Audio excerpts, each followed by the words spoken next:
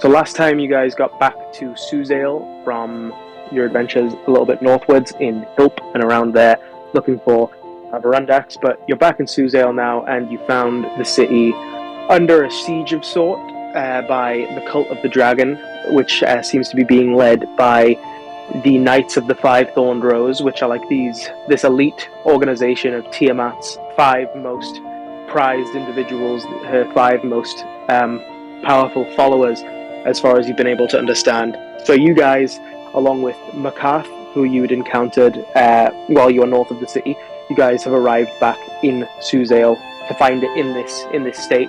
To clarify, I think I did talk about this last session. The Cult of the Dragon is nowhere near strong enough to attack a city.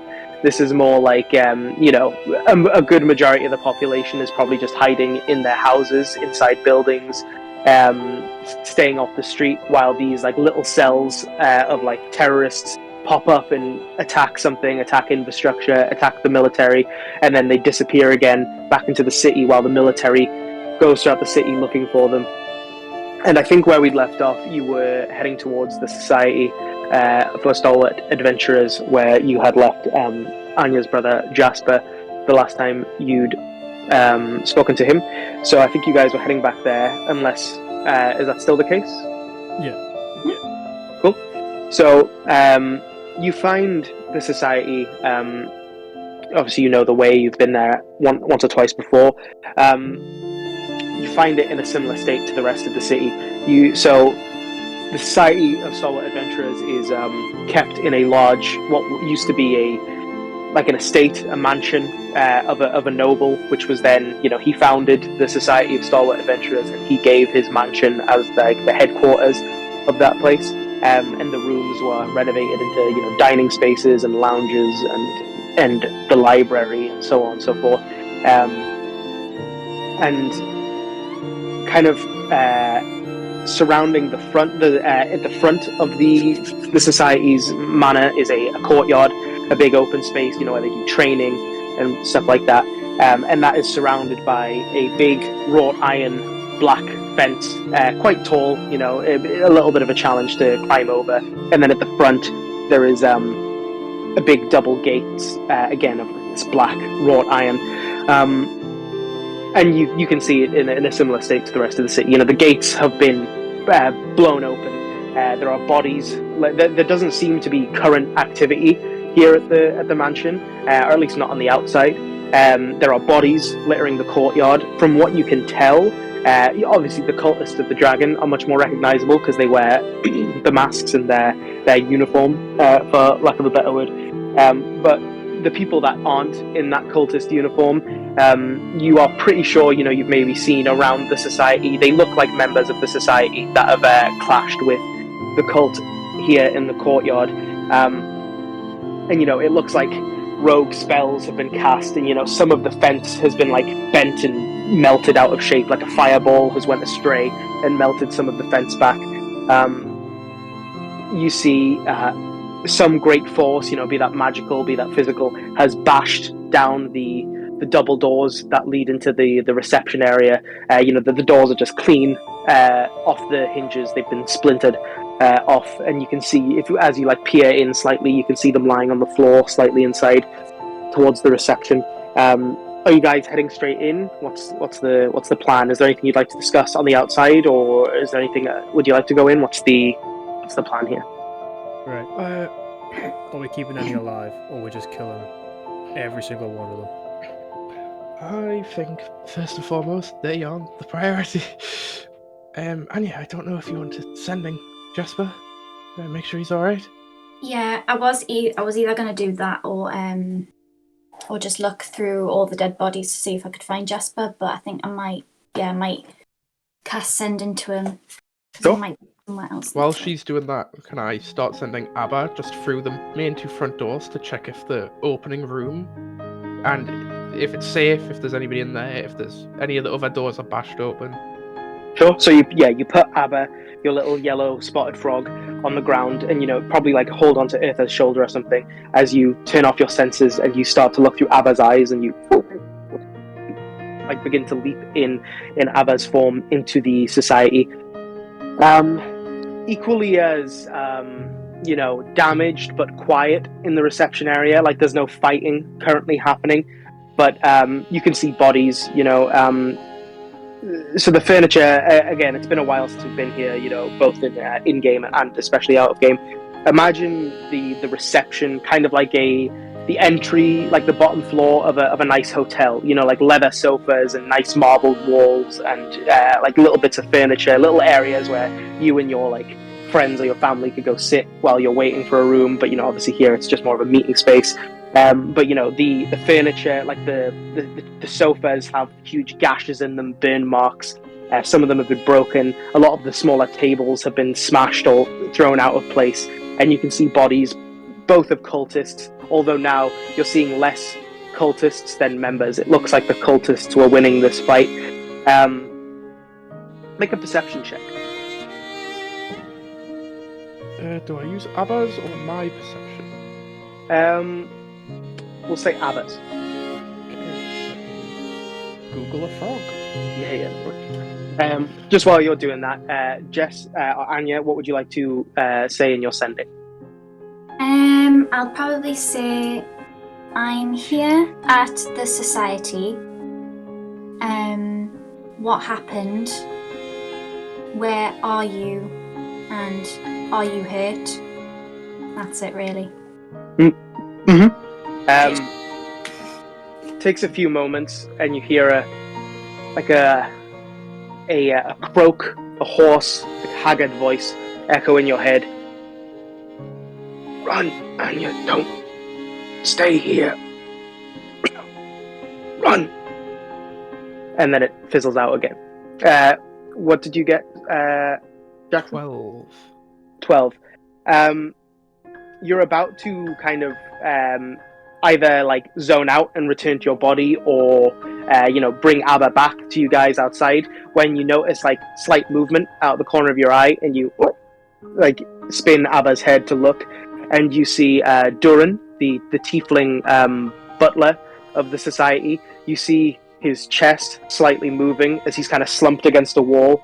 You just see like slight breath in his chest, but you do see it looks like he's received a pretty grievous wound. He looks like he's been kind of gored a bit by a sword on his stomach, and you can kind of see his shirt kind of sagging a bit, like there's a lot of blood that's fallen out, but there is still some breath in him. He's not completely dead yet.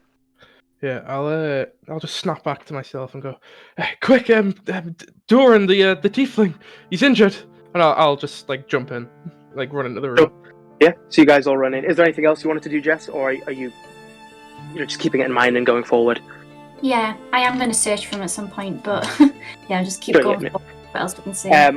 So you guys rush in, plus Macath, also a tiefling. Tieflings are kind of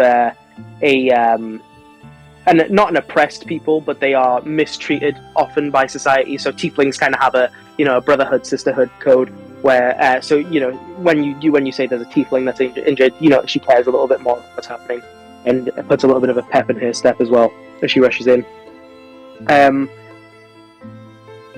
So you guys find Durin kind of collapsed behind the reception desk, his back against the wall. He's just like, you can see like the slight heaving in his chest, like he's breathing slightly, but yeah, again, like you can see like the blood. He's clearly sustained a slash on his stomach, and he's bleeding out. He's received a pretty grievous wound. He doesn't seem, if you say his name, if you try to get his attention, he doesn't seem responsive. He is breathing, but he doesn't seem, all there, completely conscious. Cure wounds. Cure wounds? Yeah.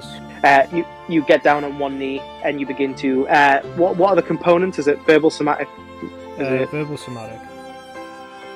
So you kind of put your hands together and wipe your hands across the wound from left to right, as this kind of like this mix of like this divine golden light with like this reddish hint, for the red knight, kind of this orangish, this warm orange light, kind of as your hand moves past where it was, the wound stitches itself back together, as you kind of mutter the prayer underneath your voice to the red knight.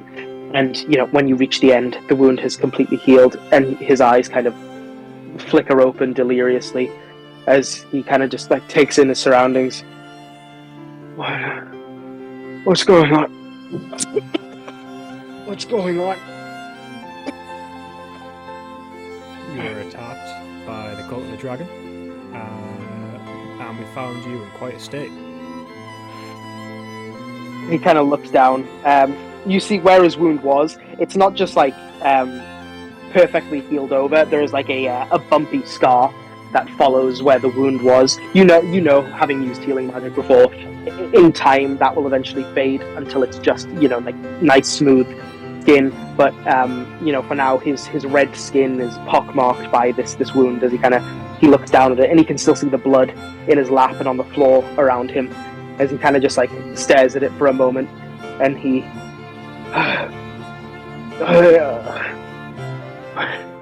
where is everyone? What's happening? Is the fight over? Oh! And he kind of leans over onto one knee and starts trying to pick himself up. Well, we don't know if it's over because we've only just got here. We took our food in the courtyard, I believe. Not the courtyard, the market. He kind of reaches for his head, puts one hand on it, and feels along his kind of stub horn as this migraine kind of shakes him, and he's got one hand on the reception desk. His eyes kind of like flick open. I remember a Dragonborn. It was that. Oh, the Dragonborn they were having the meeting about. She was here.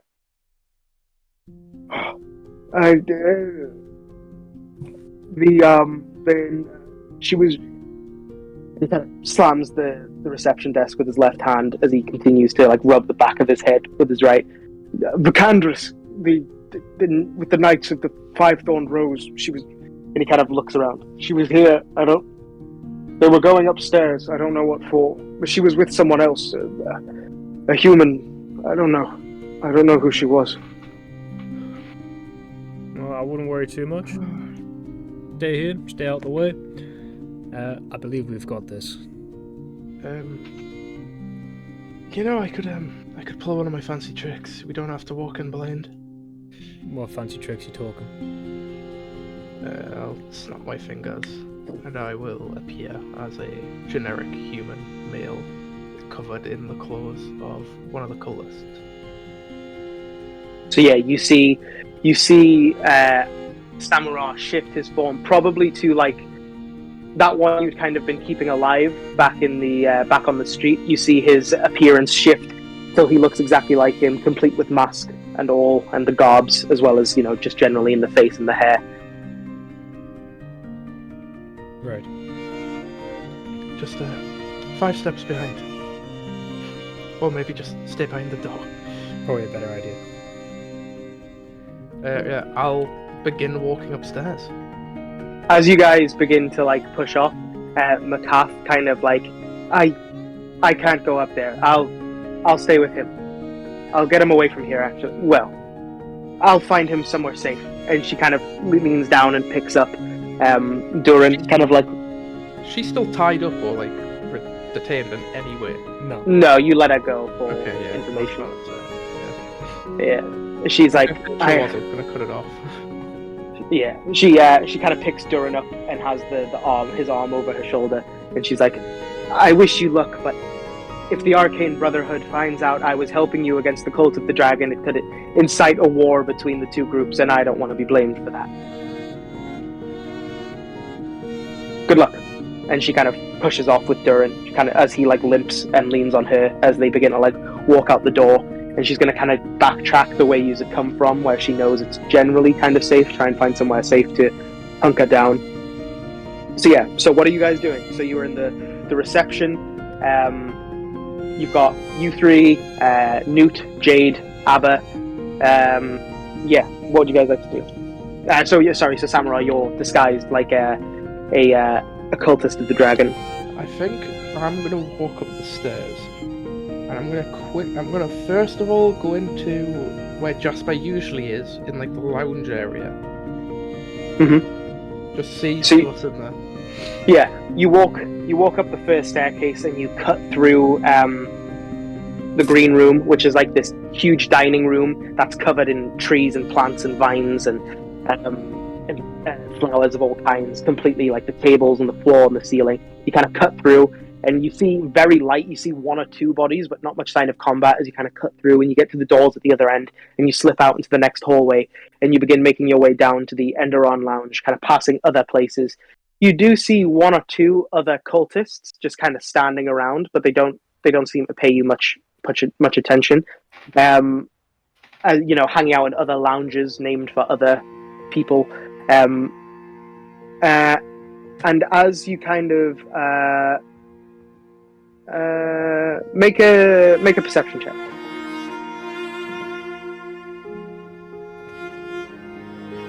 Inspiration. Sure. That is 21. 21. Okay. I'll say with the roll that good, you kind of press your back against a corner wall, and you kind of peer around the corner and look down towards the Enderon Lounge. You notice heightened movement in the Enderon Lounge. It seems to be the focus of whatever's happening here is at the Enderon Lounge. You can see a female black dragonborn, big white horns that curl forward, her black scaly skin, just like a humanoid dragon, probably a little bit taller than yourself, probably about 7 or 8 foot. She's wearing like dark purples and blacks, that kind of like a mix of armor and garment.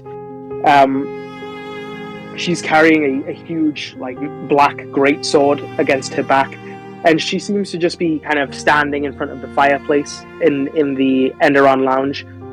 One hand, one elbow kind of resting on the mantle of the fireplace, and just kind of stoking the fire with I think it's a fire stoker, isn't it? Yeah, like just pressing the flames, kind of enticing the flames into the logs. She's just kind of warming up the room, and you rolled pretty good. You can see there's 2 cultists like flank outside the room, standing on each side of the kind of open doorway. There's not doors, it's just like an open, where doors would be, just an open door space, kind of the size of double doors though. There are a cultist on each side kind of standing guard, and there's also another person in there, a human woman, in a black dress, kind of light skin, her hair kind of done up in like a bun, like a tight bun at the back of her, like back top of her head. And she just seems to kind of be pushing things over, like looking through stuff. She kind of goes up to one of the sofas in there, and you see her like pull the cushions off it and pull like the seat cushions off it, and then when there's nothing there, she kind of kicks the sofa and it scrapes back a bit, and then she begins looking around the room again. You see her like looking inside some of the mounted monster heads on the wall. She pulls the painting back that's above the fireplace and looks behind it, and when there's nothing there, she yanks it until it falls from the wall and it smashes against the floor, and a bit of the painting of Lawrence and Genevieve, Anya's parents, kind of rips free from the canvas, and it's kind of lying limp on the floor, and you're not close enough where you can hear too much, but she seems to be kind of shouting obscenities every time she doesn't find what she's looking for. Yeah. So from what I understand, just correct me if I'm wrong, there's the 2 main people in the room, with 2 guards guarding the room. Yeah. With 2 more guards, but in a different room on my journey from downstairs. The ones, except for at the Enderon Lounge, it's kind of loose. In total, from when you walked up the staircase, like when you left the reception, to when you got to that where you are right now, you've probably seen like 6 or 7. It's just like the Enderon Lounge is the concentration of the activity, but every now and then you'll see one or 2 lone cultists kind of just idling around, kind of like. Right. Maybe they're supposed to be looking for something, but they don't look like they are. They're just kind of like standing around. If they're in a pair, maybe they're like lightly chatting. Otherwise, they're just kind of like leaning against a wall or looking out a window, stuff like that. Okay, is there anywhere I can go to just quickly be out of hearsay of anyone? I want to be able to cast Sending without being heard. Sure. I'd say back in the green room, back in the big dining room filled with plants and trees and vinery. There wasn't anyone in there except a body or 2. Yeah. Okay. I'll go. Actually, you know what? I'll go all the way back down. There's no point in wasting a spell slot. I'll just go back down to Anya and Urfa. Okay, sure. Yeah, so you backtrack. I'll say this time make a. Well, how are you trying to do this? Do you want to just try and stay out of sight, or do you want to like lean into your disguise to avoid suspicion? What's the? I wanna lean into my disguise. I wanna fit in. I'll just say make a performance check with advantage. And can I try and persuade? Actually, I'll do the performance check first. It was performance, Sure. right? Yeah. Not 20. Yeah, so you're good. Yeah. You don't arouse any suspicion. Like the very last, like the person I see closest to where I'm going, because I just don't. I want to bring one person with me. So just like if I've went past like 6 or 7, and I know this is the last guy, at least from what I saw on the way there, I'll just say to him like, "Oh, can you help me? Can you help me with something upstairs? I'm trying to get into this." I'll just say like I'm trying to get into a room or something. Sure, yeah. The last guy you see, kind of pretty near to the top of the staircase that you'll be going down. He's like, he doesn't take with your performance. It's pretty easy. He's like, oh, all right, sure, come on. And he kind of follows you down the stairs. Yeah. And as he takes a step onto the stairs, I mean, well. You're just gonna push him down. No. Am I allowed to be behind him on the stairs? Oh, shit, if you want to be, sure. Yeah, right. Let me make sure that what I'm gonna cast isn't verbal. Okay. Where is it?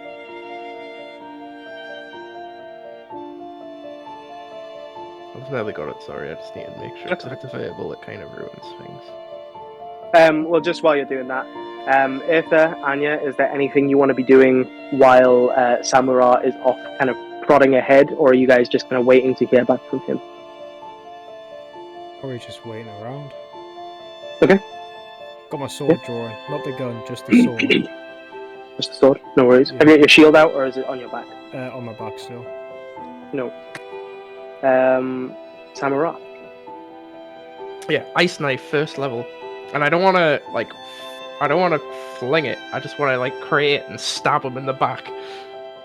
Sure.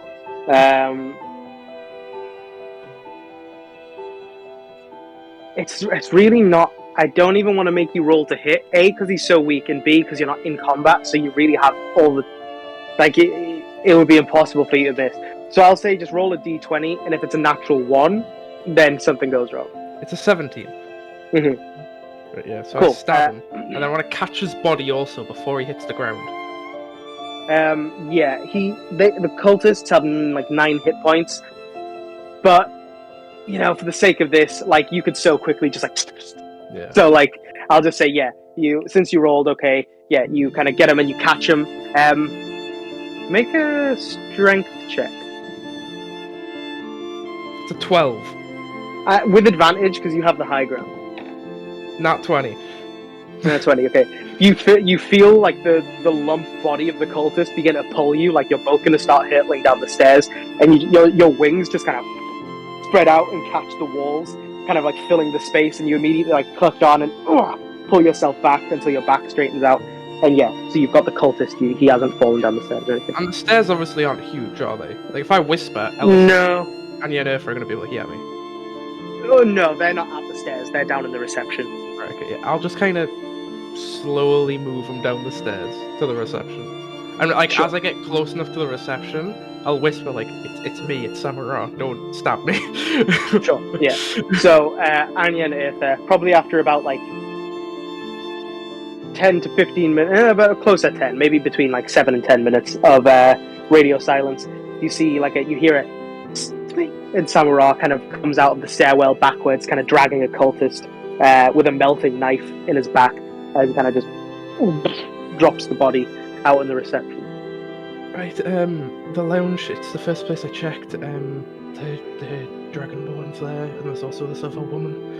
2 guards got in the room, about 6 people between here and there. I mean, it's going to be hard to get there quietly.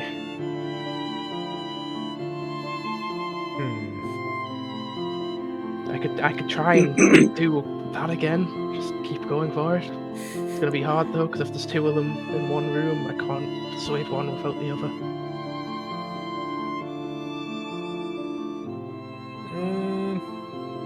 You could attempt to get two down. If I'll hide you at the two- bottom of the stairs. Yeah, and if they're both.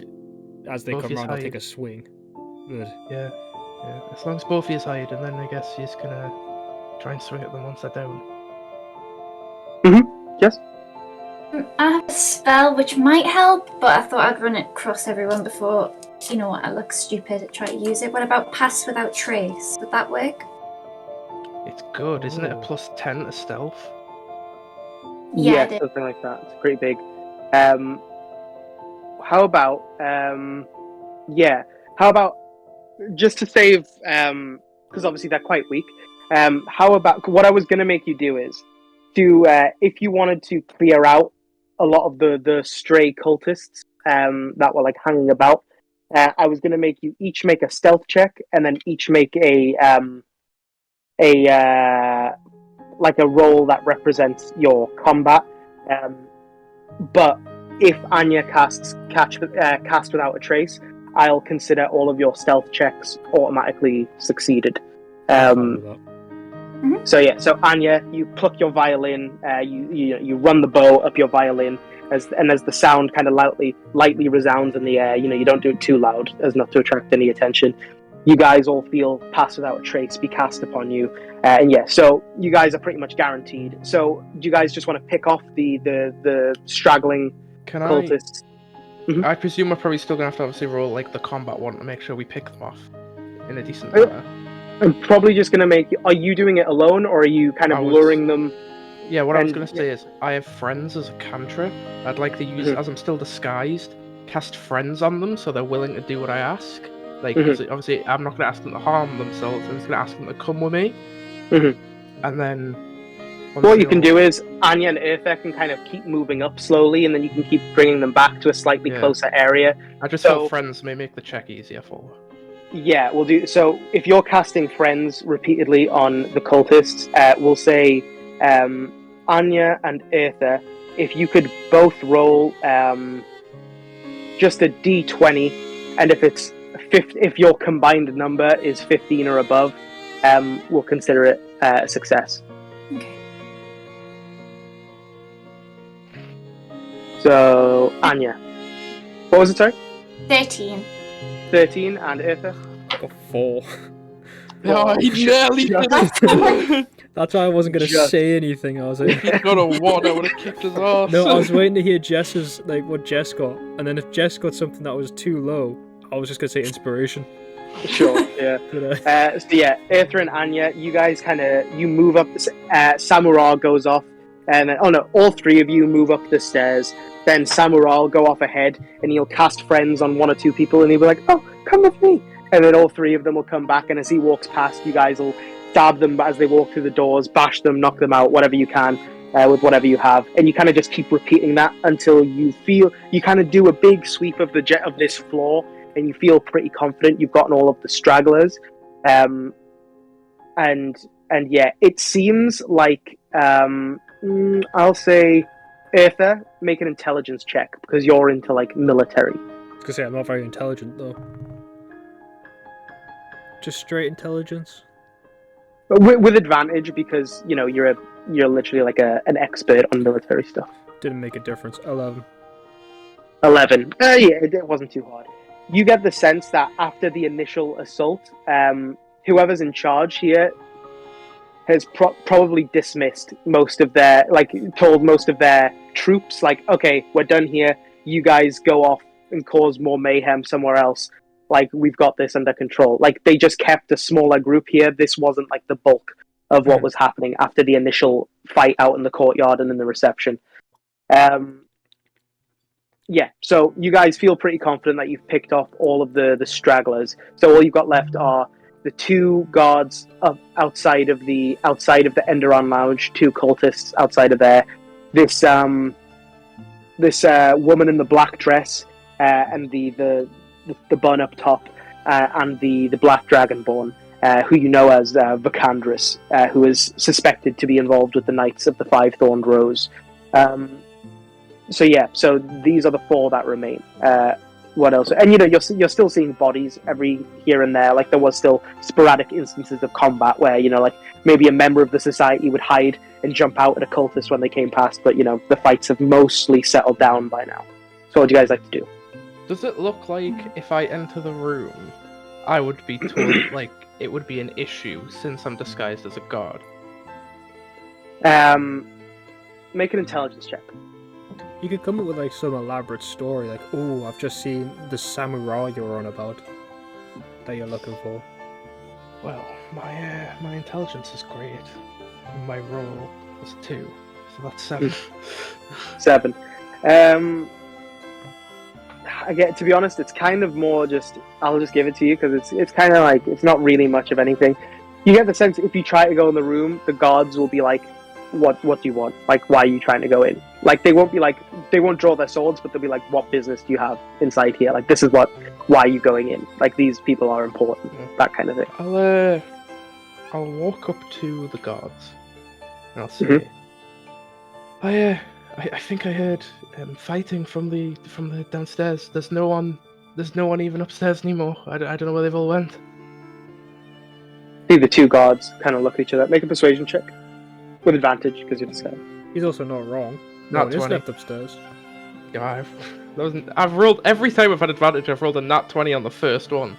There's no point in me having it. You might as well roll again to see what happens. Maybe next it's double 90. That was a 7.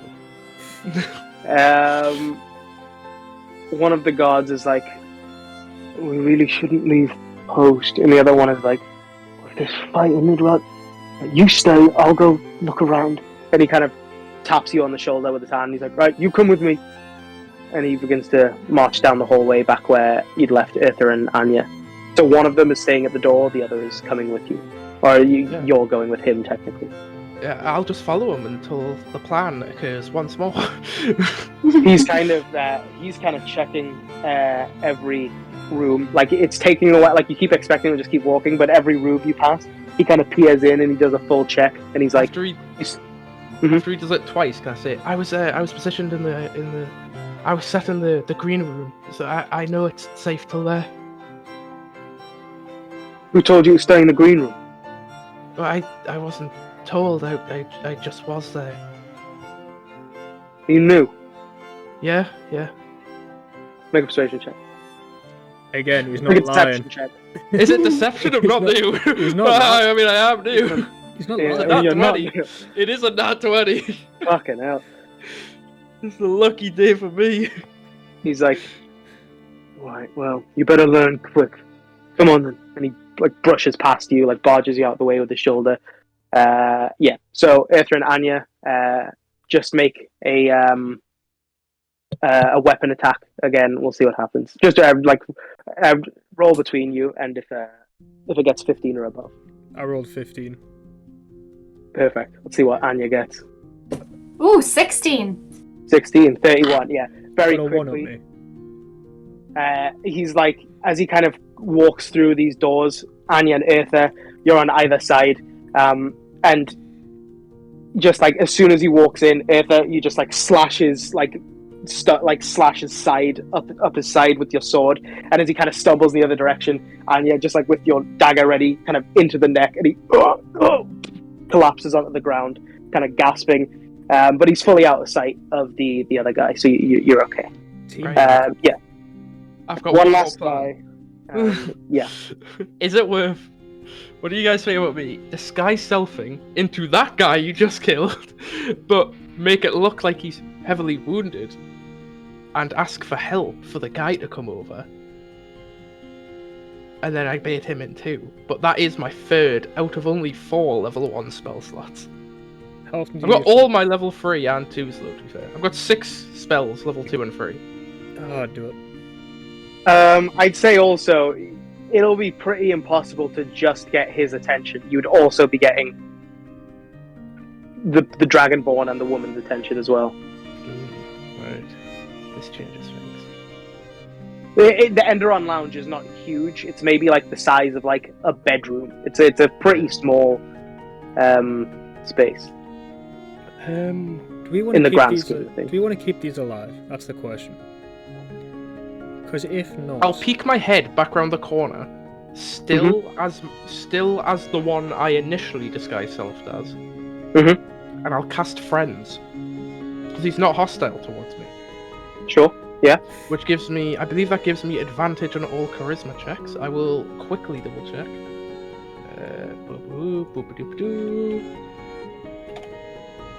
That is load. Advantage on all charisma checks directed at one creature of your choice. Yes. So I'll do that, and then I'll say to him, "Are you sure you can't leave for just a moment? I'm just worried the two of us won't be enough." Do you go up to him to say that, or are you saying that from afar? I'll say it from afar, but like I'll try and say it quietly, so it's just him who's hearing. Okay. Make a perception check with disadvantage while you're doing that.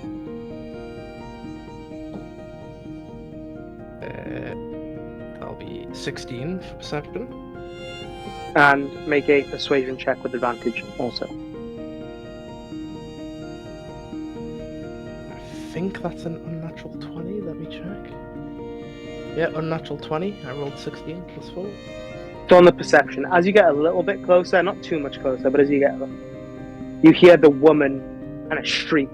She says, "Where is the other one?" As she kind of kicks the painting and kind of like tears the, it kind of smacks a lamp off a table and it shatters against a wall, and you hear the rain of glass as it hits the ground. And the guard kind of winces as he looks around, and he's like, "Yeah, let's go, let's have a look." And he comes with you. And are you just repeating, rinse, repeat? Yeah. I know what they're looking for. I think Looking for. your sword. So Earth and Anya, same deal. Roll those dice and let's try and hit 15. Can I say, guys, I'm proud of us already. We have done an amazing job baiting in these guards, so well done us. Yeah, Do you want to honeypot. go this, or should I? Oh, Ella's got a 1. I didn't get a 1. Let's go 20. No, I got Ella's got a 11. 2. I got 10. So Oh, okay. Okay. Result. just wanted to see Not the doubt. not as smooth as last time, but still pretty smooth. This time kind of reversing roles. Anya, you just kind of like, as the guard comes around, as the cultist comes around the corner, you kind of hit him on the head with the butt of your knife with the pommel. Just kind of smack him on the back of the head. And as he stumbles forward, you're just kind of holding the sword up, and it kind of falls into it as he collapses to the ground as well. Pretty quiet. You get the sense that actually, Samara, make a perception check with sight. You were followed. 13. 13. You get the sense now the Black Dragonborn has realized that for some reason all of the guards have left, and she looks more alert. She's not just at the fireplace anymore. She's kind of leaning on the back of a sofa, kind of looking right out that doorway, kind of looking down the hallway. Well, guys, I'm just going to say, we all know we're not getting in there without them noticing. We're not exactly getting in the room for a sneak attack, so I don't think there's a point of me wasting a spell to turn into a guard, go stand by that door, and make her feel easy. I think we should just probably walk in at this point. Walk in, have a friendly chat, and then just Out of curiosity, how big's the corridor? How big's the corridor? About 10 foot wide, maybe 7 to 10 foot high.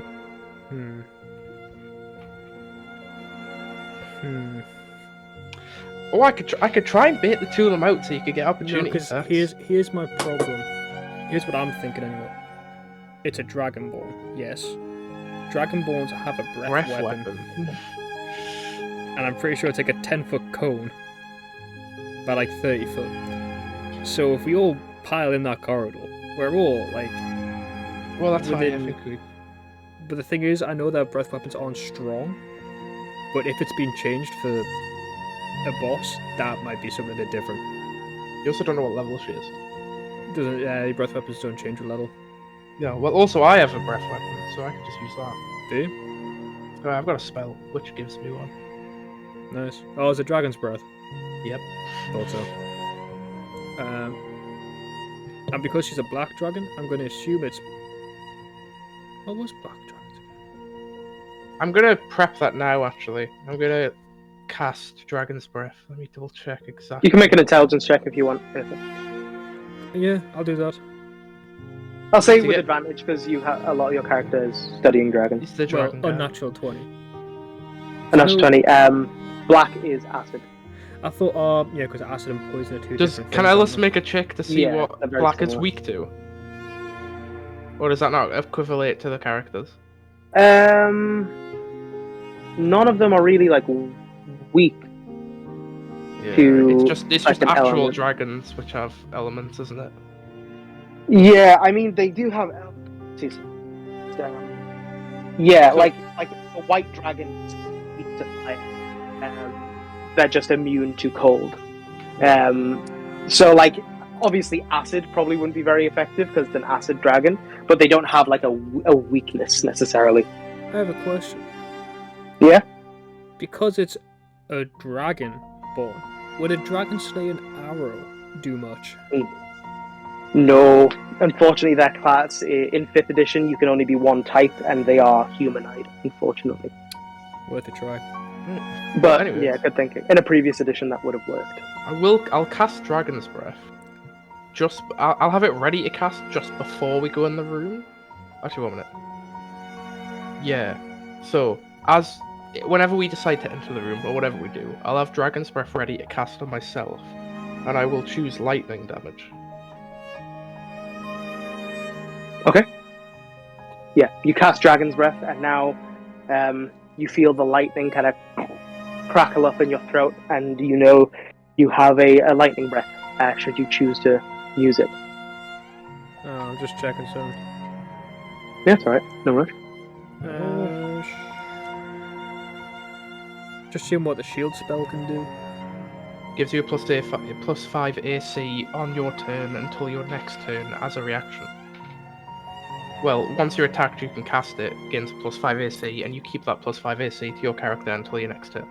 Samura, you hear footsteps, heavy footsteps, coming up the stairs towards the green room. There are a couple of rooms that separate off from the green room if you'd like to grab people and duck out, or you can stand your ground, should you like. I will draw Do my I have- shield. Do I have time to get to him at like the top of the stairs before he gets within view of seeing bodies which would be suspicious? Because obviously the Make bodies an on the ground, intelligence check. bodies on the ground floor wouldn't be suspicious because that's where fighting happened. But we have just s- littered this area with bodies. Yeah, that's why I'm trying to see if I can get there before he sees that. Straight intelligence? Yeah. 14. Okay.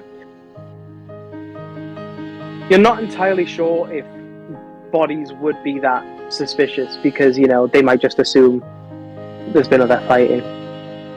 But you can run out there and try and get there ahead of this individual should you like.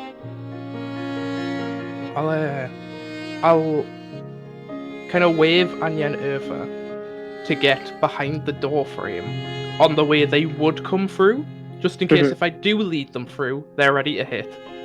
And then Okay. I'll go towards them to see who it is. Yes, you run out and you open the double doors and you close them behind you. The green room does have doors that close, unlike other places that are just open doorways. And you hear these loud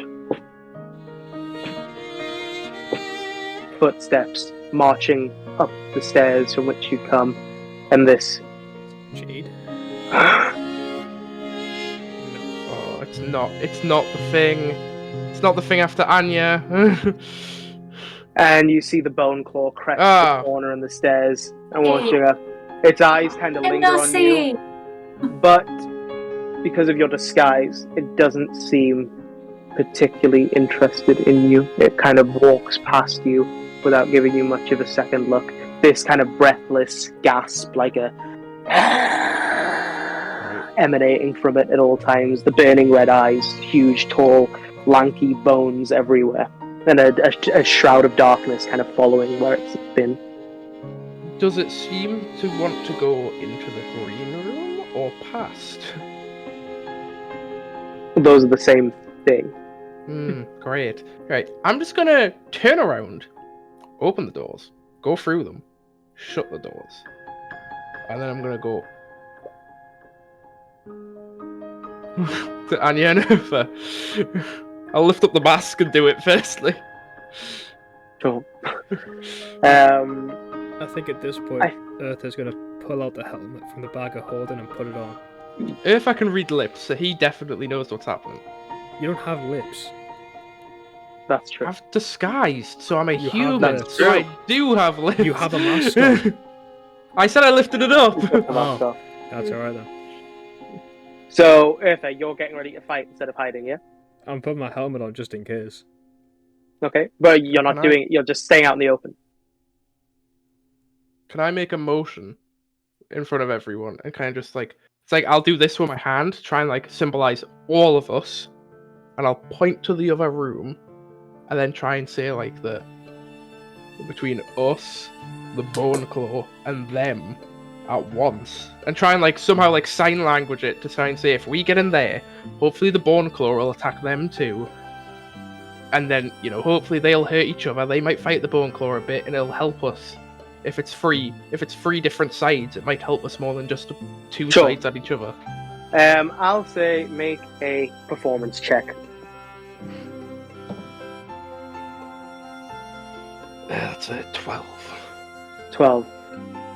You get the sense that Eartha and Anya, what you understand from Samura's quick motions are that he wants you to like either get out of the way so the Bone Claw does let the Bone Claw pass. You don't know why, you can't understand why from what he's saying, from what he's doing, but you can ascertain Samura wants you to just let the Bone Claw pass. So like you probably know if it sees either of you and it'll recognize you, you know, so you need to hide, get out of the way. Does it not have like a omen on Anya though? So will it not just beeline for anyway? No, it doesn't have a homing beacon on anything. Oh. Alright, I'm gonna open both the doors so that Anya and Earth are behind the doors. And I'm gonna look at the Bone Claw. I'm gonna point through to the next room. It kind of like looks down at you, looks back to where it was going.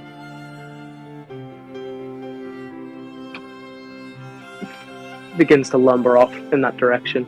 It puts one foot on one of the dining seats at the table, and then it just, instead of walking around the table, it walks on the table, and then like limply falls on the other side and drags itself out the other door. Right, can I shut the doors behind it? Yeah, sure. Okay. I'll look at the other two and just go like wiping sweat off my forehead. Oh, I forgot about that bit. I could have died. Yeah. What's the plan, guys? The fuck are we doing? Well, the plan we had's now gone.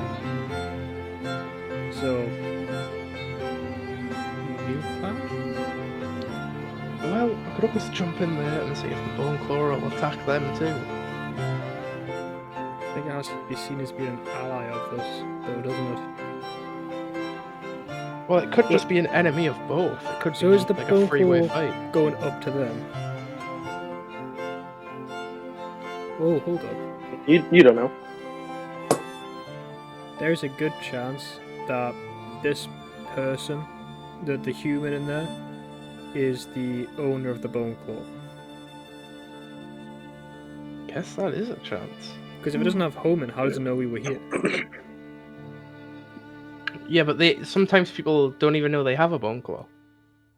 Yeah. So it's a good chance that it's going up to it. And this woman seems hell-bent on, like, She is taking stuff. very angry and evil, actually, and that's how they happen. So this adds up. Should we just burst in and just go ham? Do we want to keep them alive, or do we want to just I think at this point, Ellis, it's a little too far gone for them. Jess. Also, Jess, she Anya, has to die. Yeah, Anya, I have a question for you.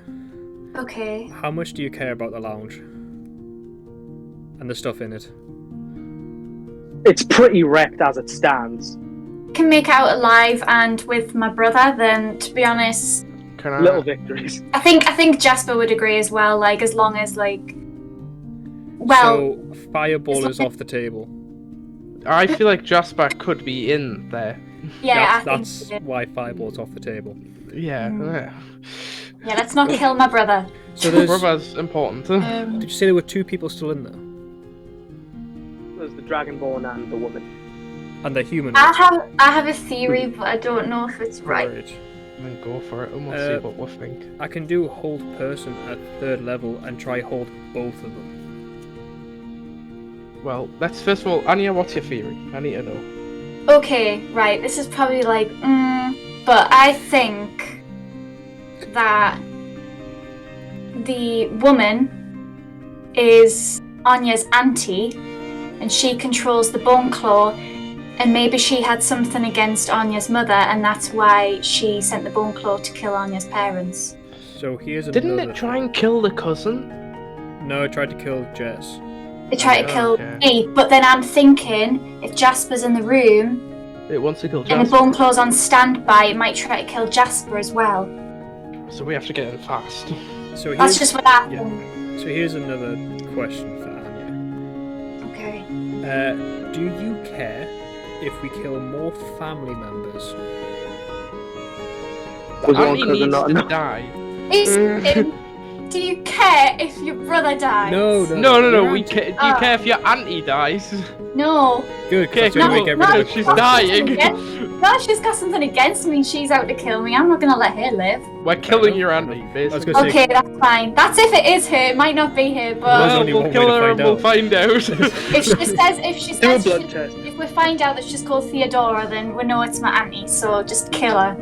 It's fine by me. I'm gonna walk in with Jade stood behind me. Okay. Do you want me there as well or not? No, just Jade. You 2 can be at the door. Right. Because I'm going to be just through the doors. You'll be literally like within 5-10 feet. Do you want me to hold person them or not? You can have it ready. I'm going to just have a chat first. Have a nail ready.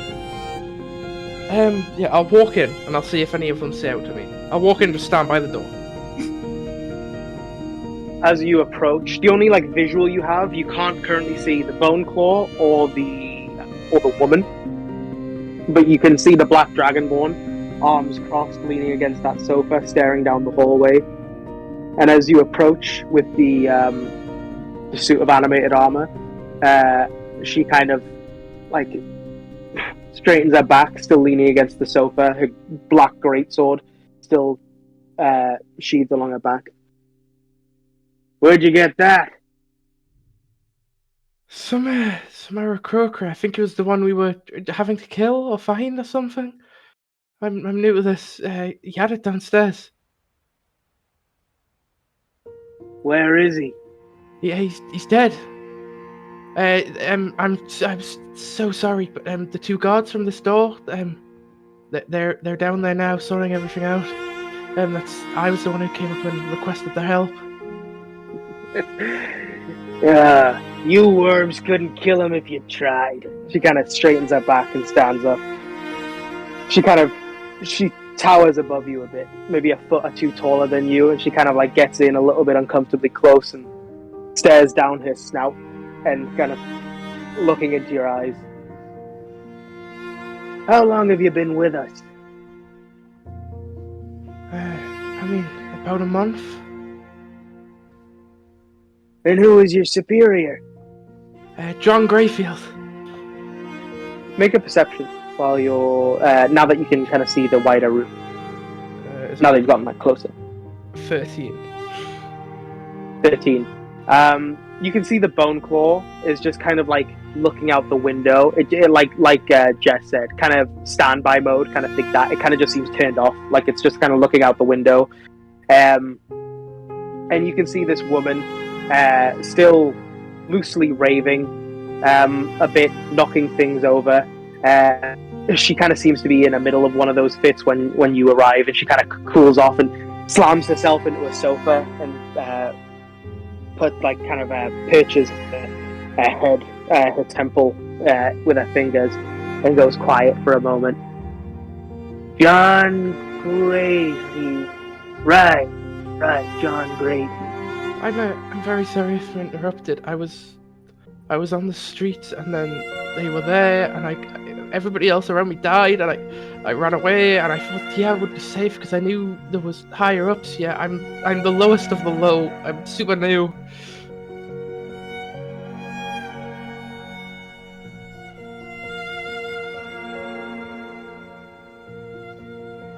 You see this forked, lizard-like tongue kind of stretch out of her mouth and lick her lips.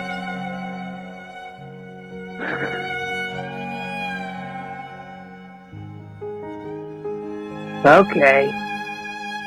And what do you want to do now? I'm just looking for somebody higher up with me to follow orders. I'm just trying to do what I'm told. Kind of turns around, looks at the woman, again, still sitting down, her head kind of cradled in her fingers. She just kind of watches her for a moment, and you kind of instinctively follow her headline. The woman stands up. She picks up a sword from the ground. You recognize it as Lullaby, the twin sword with Anya's, and she unsheathes it from its scabbard, and she points it at an individual you can't see. You have 14 minutes before I cut your head with another sword. And you just hear you don't hear a response.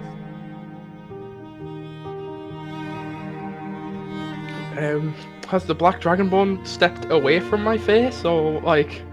I mean, she's looking in the other direction, but she's as close as she was. Right. Is this my time to shine? Yeah, I think so. Walk around the corner, 3rd level, hold person. Cast on both of them. Okay.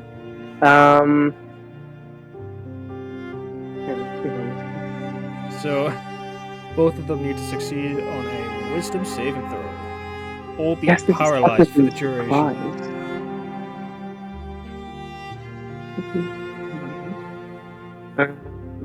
What was the saving throw? Wisdom. It's not very good. It's worse.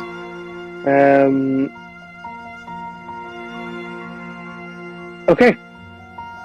The Black Dragonborn returns its gaze to you, Samura, and goes to say something, but then just stares at you. Yeah, you paralyzed. Class. Right. How long is it for?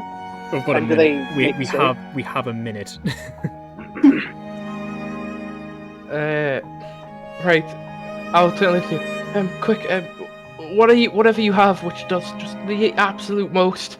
I'm gonna go past the Dragonborn, see who she's pointing the sword at. Is she paralyzed as well? Yeah. Good. I'm gonna see who she was pointing the sword at.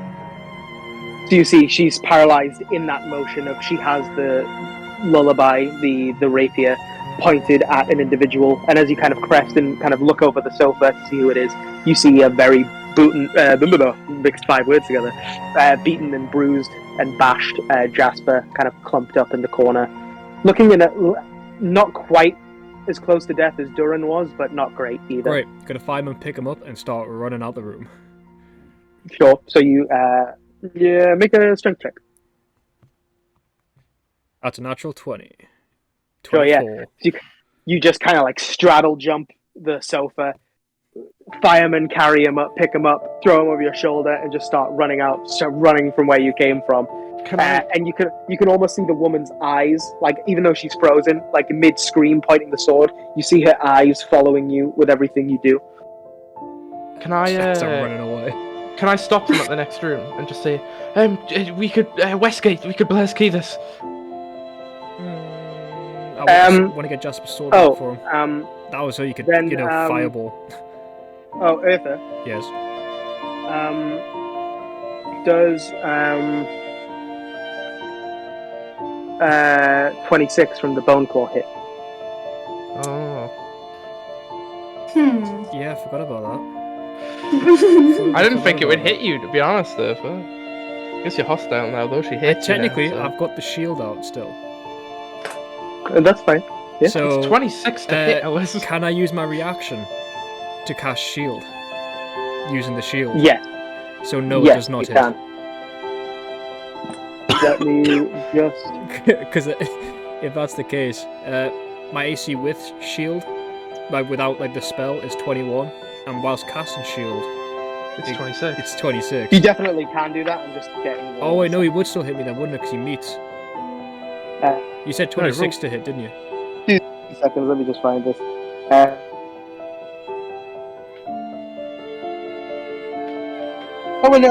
Sorry. I misread. I thought it was a +9. It's a +8, so it's actually 25 to hit. So he misses. You would be okay. Yeah. I thought I was maybe misremembering that slightly, because this one online didn't look the exact same. Yeah. So. Multi-attack on a surprise round. It's a surprise round, so I'm going to say it doesn't use its multi-attack. But just like as you very quickly, you're in the room, you have Jasper. This woman's eyes are following you as you sprint out, and just like clapping you on the back is this Bone Claw's hand, and in an instant, your arcane shield, again, a mix of this divine yellow light and the red of the red light, mixing in this orange hue, just flashes out from your back and rebuts the Bone Claw's hand as it screams at you in irritation as you flee down the hallway. Samurai, what are you doing? I was going to say, as I'm running past Samurai, I'm going to say, do something. You know what? I don't think anyone's going to agree with me, but I think this is the right choice. I'm going to follow Urtha and grab Anya, pull Anya along with into the next room, put the black key in the door, turn the key. I don't know. The door This open. is not the right option. He does, and I'm going to turn to Urtha. He does not need the sword right now. You can come back and get it later, but we can't win this fight. Can we not? I mean, there's a bone claw. I mean, that alone gave us troubles earlier, and there was 2 more of us. I still think we can take it. I do seriously think So we can take it. just to frame this, I want to frame it because I think it's a nice image. Did you say you ran back into the green room? Yeah. So you run back into the green room. Imagine this huge, like a palace dining hall, big dining table. But every inch of this room is covered in vines and flowers. This room is alive. It's beating. It's full of life. And there are other doors. There are 2 main doors on each end. One that goes down to like the hallway with the staircase that you come from, and the other goes into a hallway that has the Enderon lounge. But there are other smaller doors.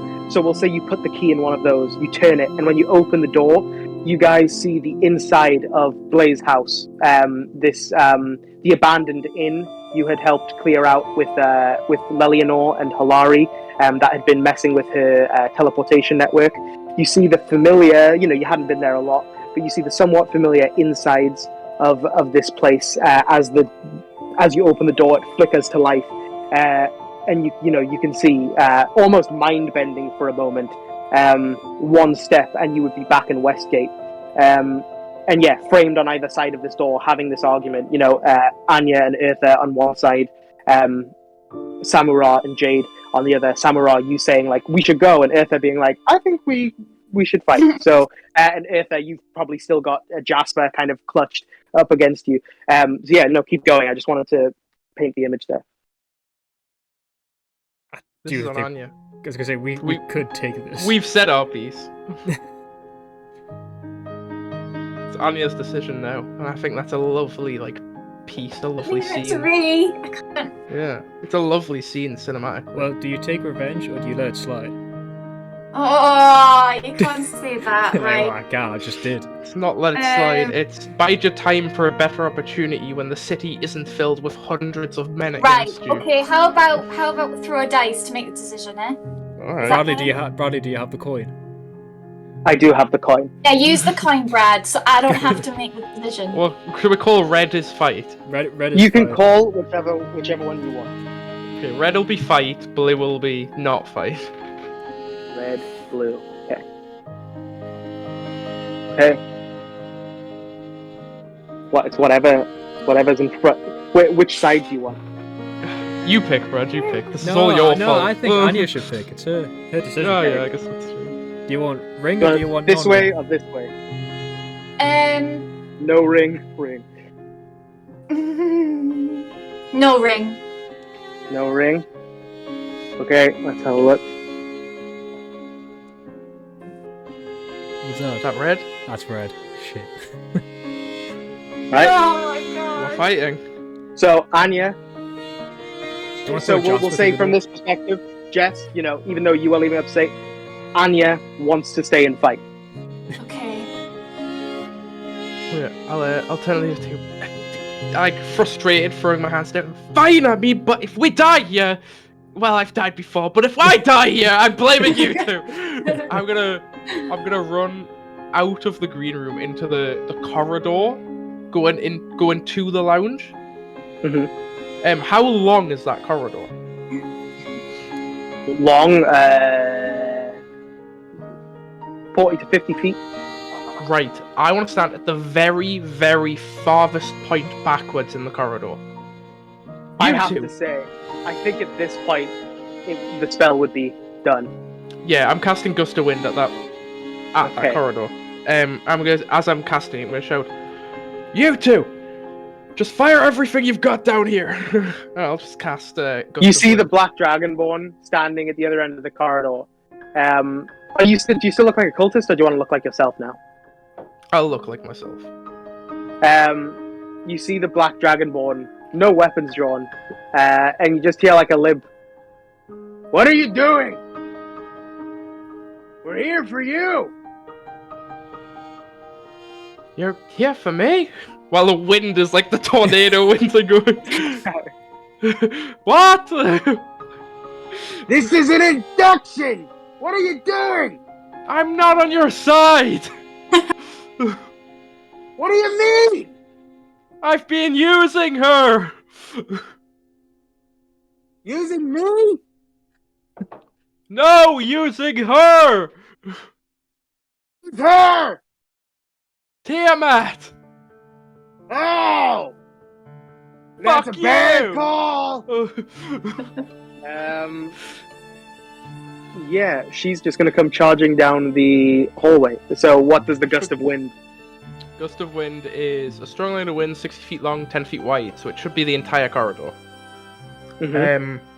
I have to keep concentration on it. Each creature that starts to turn in the line must succeed in a strength saving throw or be pushed 15 feet away. Any creature in the line must spend 2 feet of movement for every one. So basically, if they're in it, their movement speed is half. It destroys all sorts of like gas, vapor, light, such as like candles and stuff. Lanterns or like protected light has a 50% chance of staying alight or going extinguished. And as a bonus action, I can change the direction of the line which blasts from me. Okay, so I don't think we're in a grey area, but I'm gonna say we're not quite in initiative yet.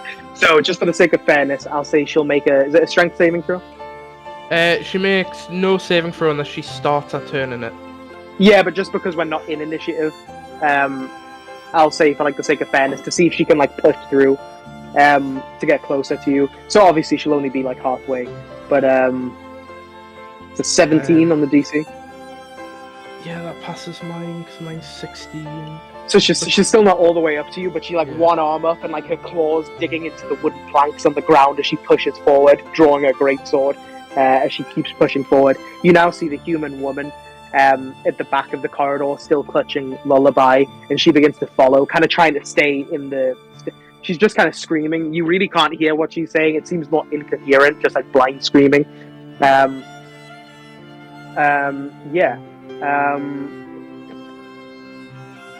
On that note, Where are we? And what can I ask what we're doing with Jasper? Can I just like leave him in the green room and like walk back upstairs?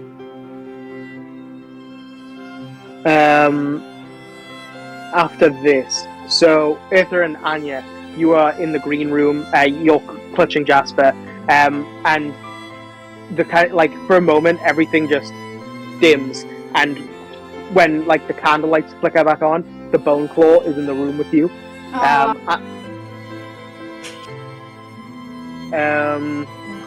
That's a natural 20 on Anya.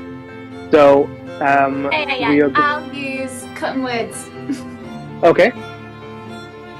Is that to reduce its roll? Yeah. Hang on. It's rolled in that 20, Jess. Can I give you some advice? What? It's impossible for you to stop it hitting you. Because a nat 20 plus its thing is higher than your AC can possibly be. So you may want to use it on the damage. Okay. Okay, I'll take Jackson's advice then. I'll use it. Unless I'm wrong, but I believe I'm right. Yeah, I think I've only got a 1d8 bardic inspiration, so yeah, it's probably likely that it's not gonna. And I think your AC is 14. I think it's a +5. It's 15. Yeah, and it hits so for I mean, a +5. Unless so I used 25. my Sentinel shield, and then I could get a +2 to my AC. But I don't. Okay. Don't do your damage yet. Okay. It should be 48 damage, but we're gonna flip the coin because there is an addendum on my thing that something else happens if this lands on blue. So okay, which side do you want? Ring or no ring? Ring. Ring? I was thinking ring. I'm with you. Ring. That's red. Yep. No, it's blue. No, it's blue. Oh, okay, I It's can't see it. the copper is very dim. I need ring. It's not red. Yeah, but something Blue. else happens. Oh. Okay. Nice. I thought it was for the better. Didn't realise it was something else really shit. Great. It could be something shit, it could be something better. So, the candle lights begin to flicker and become very dim, and as they roar bright again, and the room comes back into full colour, reds and greens dancing everywhere, the Bone Claw has re-emerged, and you hear calling from the other end of the room, "Stop!" And as he comes running down, as the Bone Claw slashes towards Anya, Armand steps in front of the Bone Claw as its claws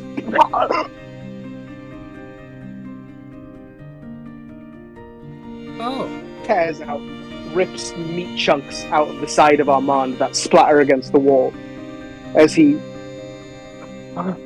falls to the ground on one side.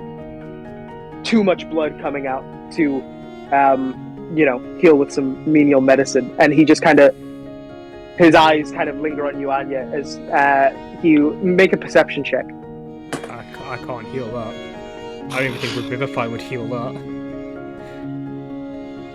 It takes some top shelf healing. 18? 13.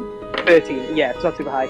You can hear kind of through a mix of hearing through the rasping and reading his lips, even though upside down, as he kind of turns onto his back on the floor. He's saying, I'm sorry, as he kind of clutches himself, and the Bone Claw just kind of looks up at you and smiles as it kind of licks the blood off its claws, and then just rears up to do it again. But so yeah, Eartha and Anya, you are in there with the Bone Claw. Then you're going to do one more check to see if they can make it up to the top of the hallway before we get to initiative. So yeah, I can't cast Revivify to save him because it doesn't take back missing chunks. If he's missing chunks, it won't come back. Yeah, it's a strength check to see if they're pushed 15 feet back or not, but then they still just automatically get the 2 feet of movement for everyone. Okay. Vakandris, the Black Dragonborn, fails her save, and she begins to slip back as the wind pushes her, and instead of pushing back, she just has to hunker down and stay still where she is. But the woman pushes ahead, and now with a fury, she kind of pulls her hand down and she just begins sprinting at you. and she makes it right up to the crest of the hallway. You're probably a bit... Actually, you know what she's going to do?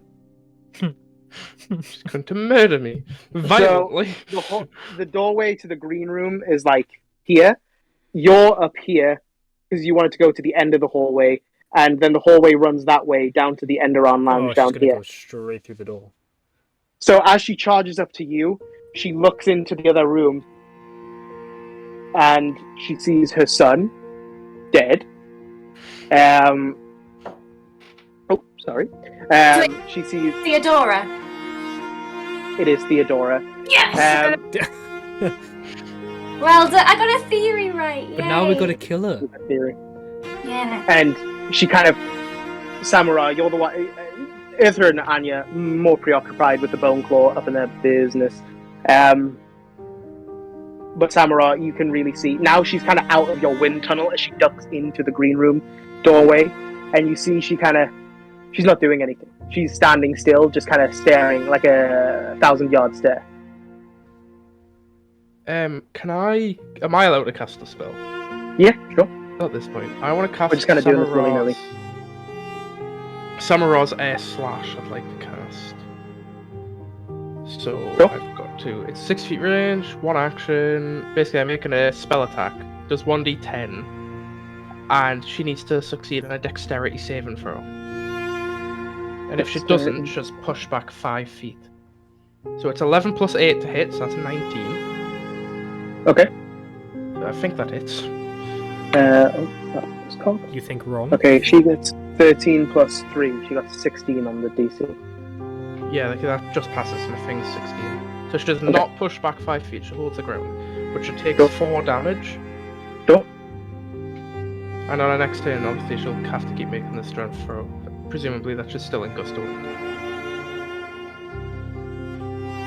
Yeah, so she takes the damage, and she doesn't even seem to react to it as the air slash cuts across her body, and you see it cuts some of her dress in places, and it like a scar kind of forms, a long scratch kind of forms across her face, and she just kind of like, she was pointing the sword, and it kind of just falls limp to her side as she continues to stare into the room. And you see her kind of slowly turning her head around as she kind of, she looks at what's happened to Armand. She sees the claws. She knows it was the bone claw. You see the bone claw kind of look towards her, and as she kind of falls to her knees and tears begin to fall from her eyes and mix into the cut that's crested across her face, you see the bone claw begin to melt into a black puddle on the ground.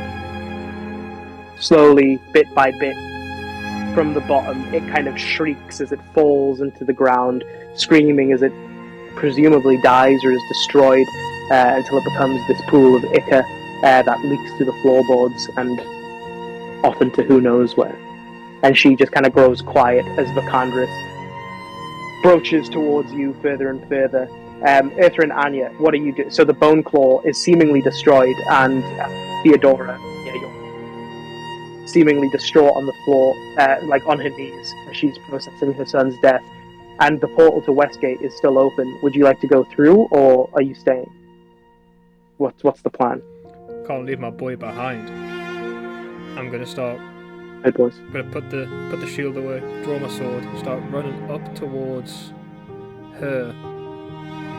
Choose to ignore her because she's not doing anything, and I feel like she's too distraught to do anything anyway. And head for the Dragonborn. Sure. So you run out into the hallway to back up Samurai. Anya, you see Theodora begins to like crawl closer to Armand. Like from on her knees, she kind of goes into like a dog-like pose as she just kind of crawls forward and cradles Armand's head in her lap. And like, it is not pretty. There is like meat and blood and chunks flung everywhere. And she just kind of, she's not like distraught. There's just like this light crying. She's more like vacant as she just kind of cradles his head in her lap, and there's light sobbing as tears fall from her onto Armand. Eartha, you run out into the hallway, and you see Vicandris kind of still pushing her way up, and she's like, "Will you turn this off? What are you doing?" Let it go. Is it my turn? Can I let it go? It's not an issue. Oh, well, yeah. I'll turn it off, and I want to run up to her with Thunder Punch and just clock her one across the side of the head. You turn off the wind tunnel, and she kind of balances back on one foot, and she's like, "Thank you." And okay, roll to hit as you approach. That's an 18 to hit. Yep, that hits. Oh wow, I do not remember the damage. Let me have a look. Oh great, it's not on there. I believe it's 3d6. It's because we have so many documents with different stuff on it. Yeah. Oh my god, I actually have it. I think it's 3d6, and I'm just gonna guess. Just go with it. Yeah. Yeah, I think it's 3d6. 2, 5, which is 9. Do I add my like strength or dexterity? Yes. As it's technically a melee attack? I don't think so. Okay, then it does 9 damage. 9 damage. So yeah, you turn off the wind, and she's like, "Thank you," as you approach, and you thunder punch her, and like she kind of and very slowly just kind of returns her head down to you. What's going on? I'll look at her. I'm not with Tiamat. Why am I here? Tiamat thinks I'm with her. I have some of her abilities. I can turn into a green dragon this very fucking instant if I want to. I don't think you can anymore. You said that. But I decided I don't want it anymore. I'm no longer with her. So you were sent here thinking that. But I broke the pact when she couldn't hear me. Honestly, this very moment she may have fucking broke it. I may not be able to do fuck all with it. But I don't care anymore. Okay, So fuck off. I'm gonna have to kill you. Oh, right, because you'll win this one. That's what they all fucking say. Yeah, she's gonna use a breath weapon just to start off. Shit. Oh, she's deaf, by the way. So, that's awkward. She can read lips. She has observant feet. It's alright. Okay, she is 11th level.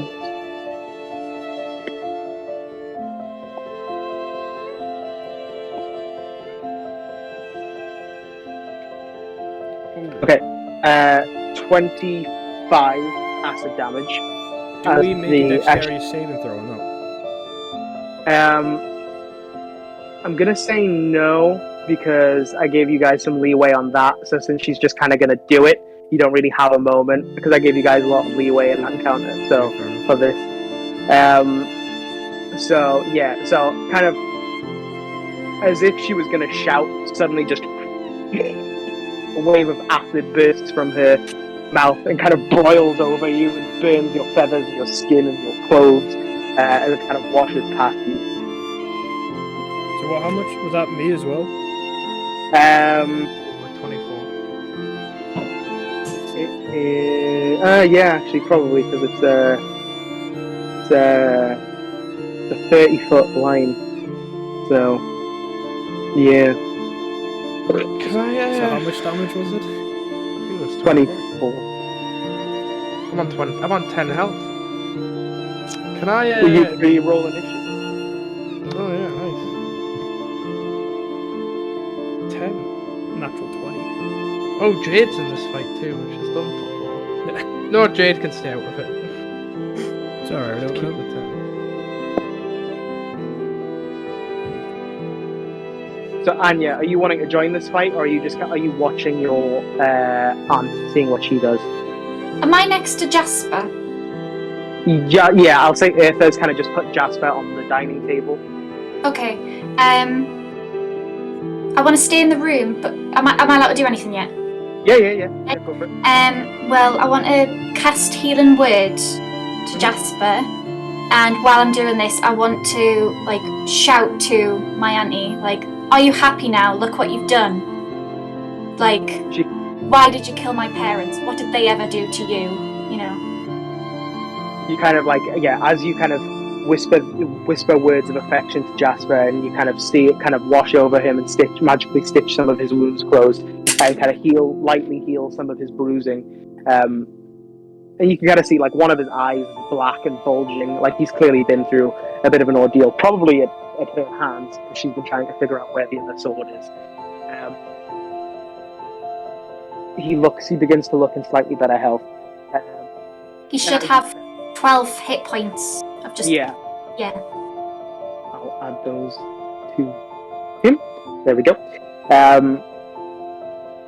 And then as you shout that at your aunt, Theodora, you think for a minute she won't reply, as she just kind of sobs and strokes Armand's hair. And she kind of like slowly cranes her neck, almost more than you thought possible, like almost till it's turned fully, but not quite. And she just kind of says in a very monotone, "You look just like her." And you see almost a fire more scary than those in the Bone Claw's eyes. Even though there isn't a red light like there was behind the Bone Claw's eyes, there is more hate in her eyes than those evil creatures. We'll cut away to Eartha and Samara. So Eartha, Samara, what did you get? Natural 20. Natural 20, Samara? I don't know what I was rolling. I'm very sorry. Initiative. Oh yeah, I got a 6. I got a 10. It was a 10. Sorry. Yeah. That's right. So we'll do Eartha, Bone Claw, Samara, and then Jade after you. I haven't rolled Jade. She's just not here. She's just kind of in the green room, just watching shit go down. She's chilling. Yeah. Yeah. She's fucked off through the portal. She's going to shop. Yeah. Cool. So Eartha, you can start us off. So so the Bone Claw has just the Dragonborn Vacandris, the leader of the Knights of the Five-Thorned Rose, has just unleashed her acid breath on this hallway, and you and Sam are in a pretty nasty deal of pain from the acid, but you know that's a big weapon out of her arsenal now. As she's like standing right over Samara. Like she pretty much just clapped his shoulders and breathed on him as the splatter caught you. And I lost over 2/3 of my health. Action Surge, it's a possible bonus action. So would I be able to get that possible bonus action along with my bonus action and the 2 actions that come with it? Yeah, sure. Okay, well I'm going to use the bonus action first and say Ash, so my sword is now on fire. I'm then going to... Sword bursts in flames? Yep, I'm then going to hit her once, hit her twice with the second action surge, and then War Priest. Okay. Just because, I can. Yeah. 18 on the first to hit. Hits. Over 20. Over 20 to hit on the third one as well. Yeah, very good. Let me remember the damage. It's 2d6 fire damage for each strike.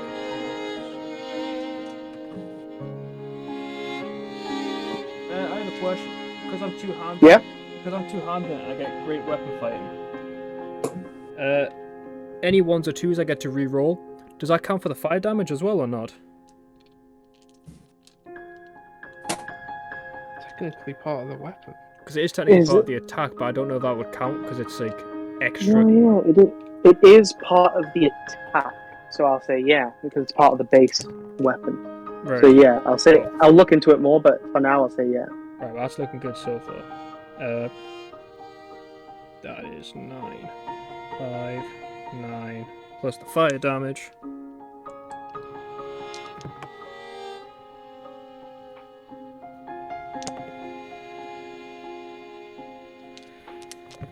Hey. Reroll now because I both 6 and 6. Oh shit. Okay. Well, 94. 94 damage. Yeah. Yeah. You kind of run up behind her, Ash. I don't actually think your sword bursts into flame. I'll give you a second to double check. But yeah, regardless of damage, you whisper Ash and your sword bursts into flames and you run up by her side. So you're by her side while Samara is directly in front of her, and you take 3, I think, big slashes into her as she kind of just like proceeds to grunt louder with each somewhere along the lines it messed up. It's 52. My bad. I was saying, No worries. 90 something was fucking insane. Yeah, that's what I was confused. I was like, that can't be right. But my calculator's died, so I've got to use my phone calculator. Jackson's our calculator. I should have just used Jackson. Would have been easier. Yeah. But then it would have messed him up because every time I saw a 1 or a 2, I had to re-roll it. Well, once.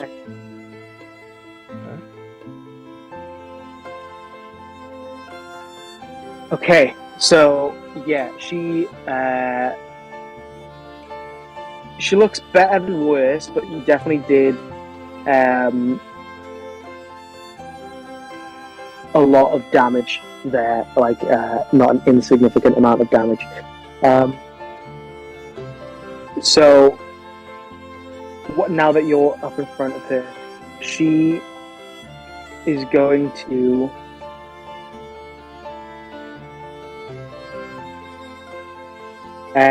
she takes out her greatsword, this long black greatsword, and she says, not because it's effective, but just to mirror you, she says, Aritis! And the sword begins to emit an incredibly bright light. It doesn't burst into flames, but it emits a very bright light. Oh, mine does the same. Okay, this is a very interesting weapon, so let's see how this goes. Okay.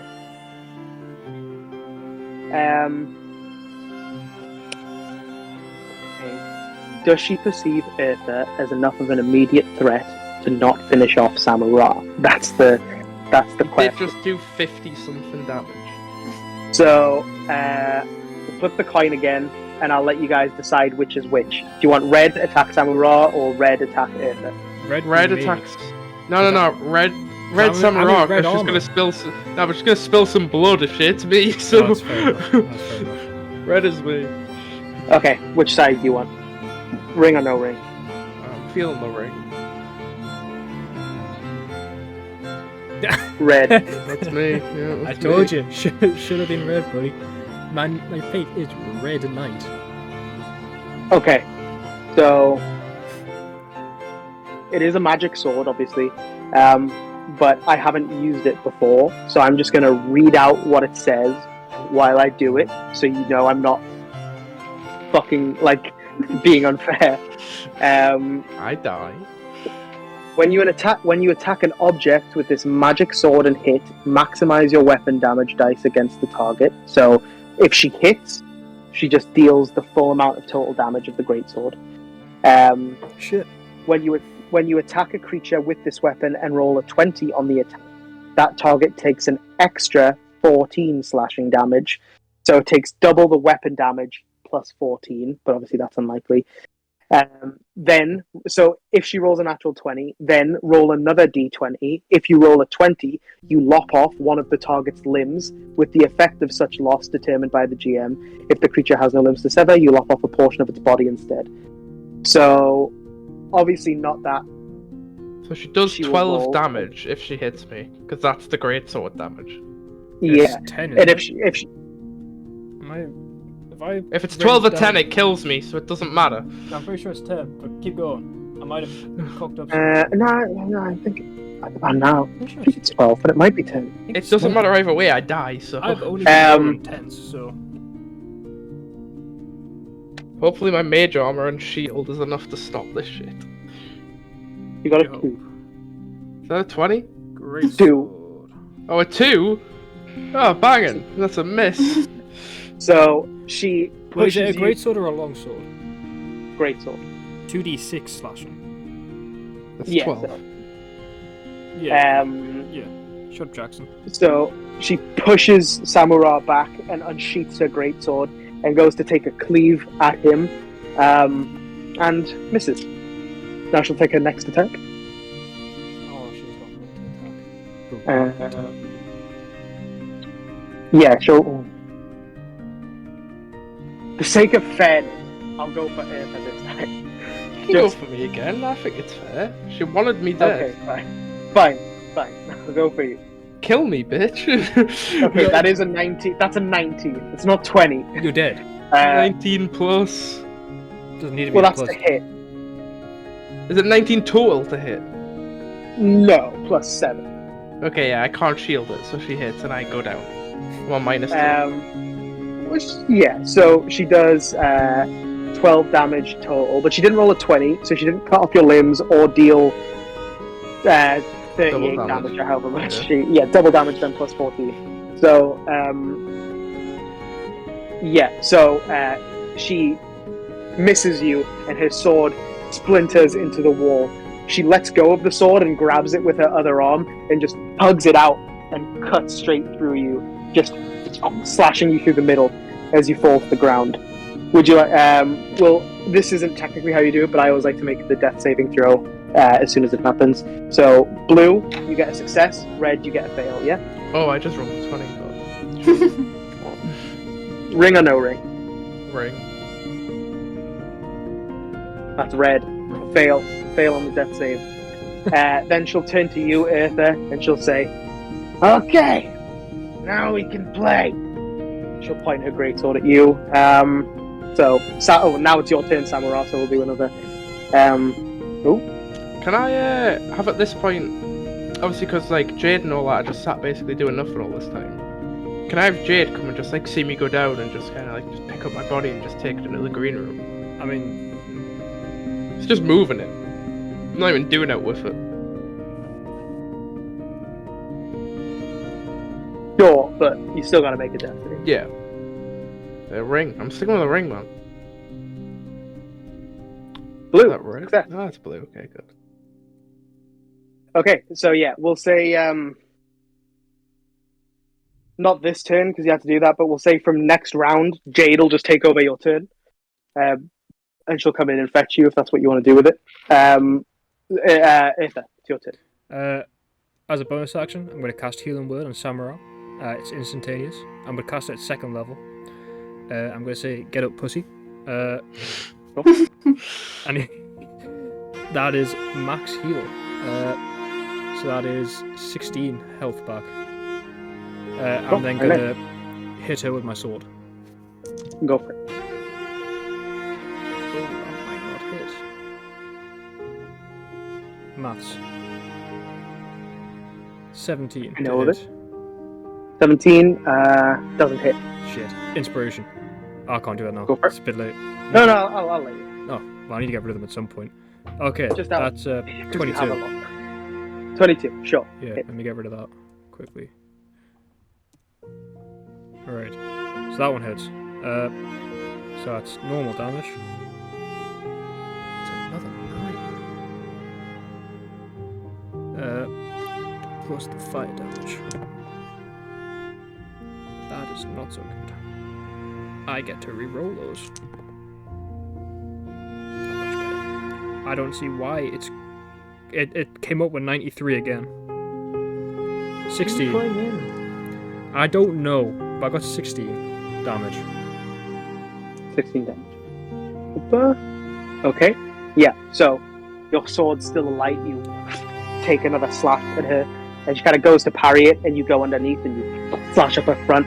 She kind of roars at the flames and she swipes them away, rebalancing herself and pointing the sword at you. Okay. Her turn. So, same deal. Okay, attack 1. 12 Miss. plus 7, Shit. 19 to hit. Hits. And the second one, 15 plus 7.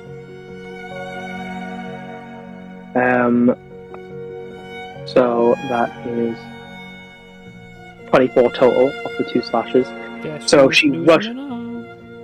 So she rushes in towards you, takes 2 slashes. One catches in your armor and just rents your gauntlet armor free from your arm. And you kind of react, hiding your arm behind your back and leaning in with the other one. And she kind of smashes into your stomach, and the blade presses in to your torso. So now it would have been Samara's turn. So Jade can come in How and much just pick damage you is up. I said 20. Yeah, 24. Well, Eartha's healed me now. Yeah, Samara's up. So Yeah, you can I'm have Jade join you if you like. No, I'll just keep her out the fight. It's alright. Okay. So Samurai, you burst I'm- back to life after a moment of being in between. I'll use my interaction or bonus action to pull out my staff and put my book away. Mhm. And I'm going to cast Thunder and Lightning, which allows me to use Lightning Strike and Thunderclap at the same time. So for Okay. Lightning Strike, she needs to make a DC 17 Dexterity saving throw, and for Thunderclap, she needs to make a DC 17 Constitution saving throw. Failed the first one, but she succeeded the second one. Right, so she failed the Thunder one. Takes half damage and okay, so she's not deafened, but from the Thunder, she takes 2 damage. And it's Okay. audible from 600 feet. Now she failed the Lightning Strike, the big, massive lightning beam. That's 96. 2, 6, 8, 13, 15. Come on, 5 rolls. 16, 21, 22, 28. Yeah, that's 9. So she takes 28 lightning damage. Okay. Plus the 2 thunder damage.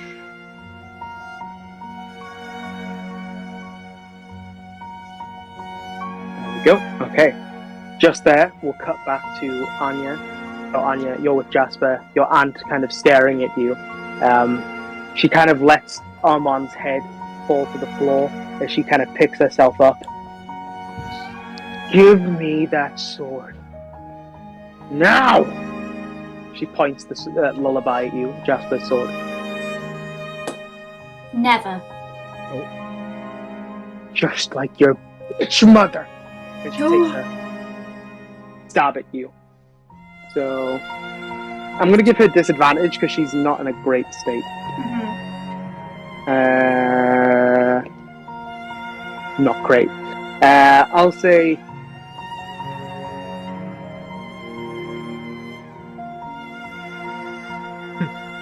Are you going to attack her back, Anya? Yeah. Roll Mom to- and Dad, of course I will. Yeah. Roll to hit with advantage. Just because Okay. and we'll do a specific thing here if you. Right. I got 8 on the first one. Come on. Oh, that's so bad. I got 1. You have a What? plus. Oh yeah. What's the plus? So it's 8 plus. Should be a pretty good plus. Oh, What's your well, sorry. I think it will be I dexterity. didn't even add it on. Hang on. It will be your, I'm assuming, dexterity and your proficiency bonus. Yeah, it's just whatever it says next to your rapier. Yeah, it's 15 for the first one, and then it would be 8. You had advantage, so it's alright. So the first one, 15 does hit. She's not wearing armor or anything. She's just wearing a dress. So yeah, so she rolled a 2. So as she goes in to stab you, you kind of roll out of the way, like roll along her back and just cut her along the back with your sword and kind of cut the back of her dress loose. And she kind of grabs it and kind of like stumbles onto the table. She holds the sword against Jasper's throat. Give me the sword now!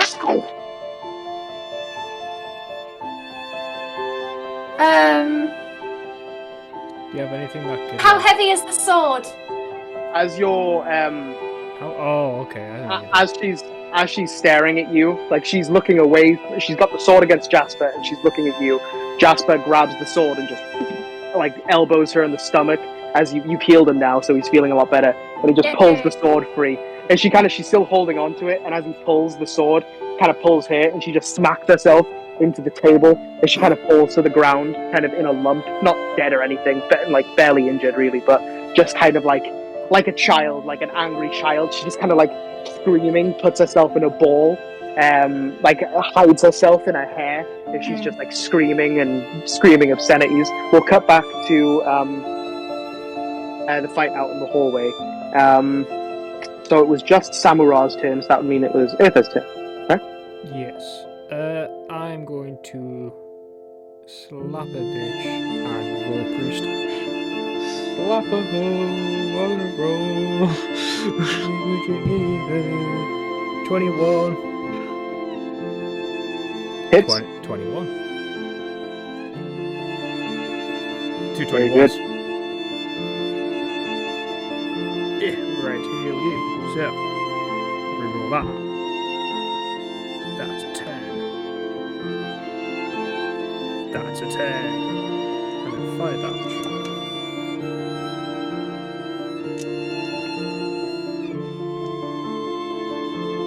I'm so happy I've got great weapon fighting. 35.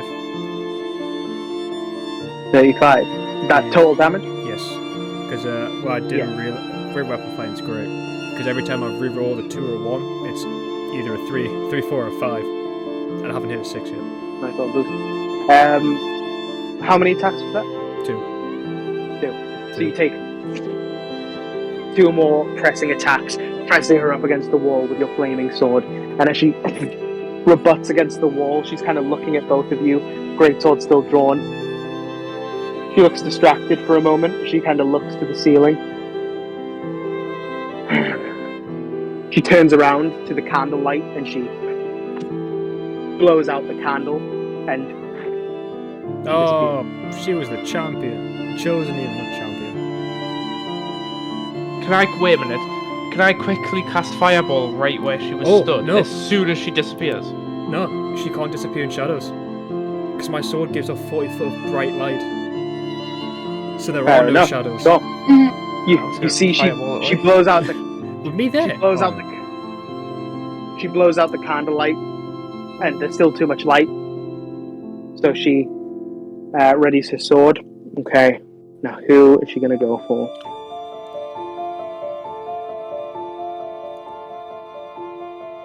Well, if she's trying to escape, logically it's Urfa. Don't say that, I'm going to lose an arm or a leg here. Well, Okay, just, that was a 12 and that's a 20.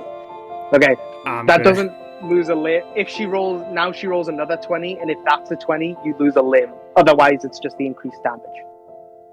Shit. Do I gotta pick the limb? Sure, I like to pick the limb if she rolls a 20 again. But she's not the going to roll. head. I've just jinxed myself here, haven't I? I saw the 2 and I panicked, but it's just a 2. Oh. I'm pretty sure I'm still dead. but you do take 24. You take 26. Well, I don't know if it. So let's agree on the wording here. When you attack a creature with this weapon and roll a 20 on the attack roll, that target takes an extra 14 slashing damage. I'm not sure if that's saying they take the base damage, the double damage, and then 14, or if it's saying instead of taking doubled. Yeah, I get the 14 because the 14's more. Well, either way, yeah, I'm good. Yeah. So we'll say it's 26 damage. Right, so I'm on minus 2. So she presses her back against the wall, and her back muscles just she rebuts against the wall, lunging towards you. 2 massive slashes, again just chipping away at your heavy armor, like splintering off pieces. And then she hits the side of your helmet so ferociously it just kind of slaps you out as you hit your head against the floor, as you kind of lose consciousness on the ground. So let's roll. Let's do a death save real quick. No ring. Do you want ring or no ring? No ring? Shit. Fail. Oh, you should be ring boy. Okay, Samara. Fireball. Go for it. Or I'm going to bring Jade into the fight now as well. Actually,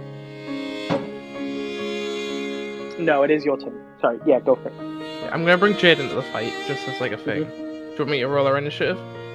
Yeah. I know she gets advantage because she's a clever bastard. But what is that plus? She got unnatural 20 as her initiative. And I'm going to fireball. So I'm just going to throw a fireball at her dumb fucking face. What about me?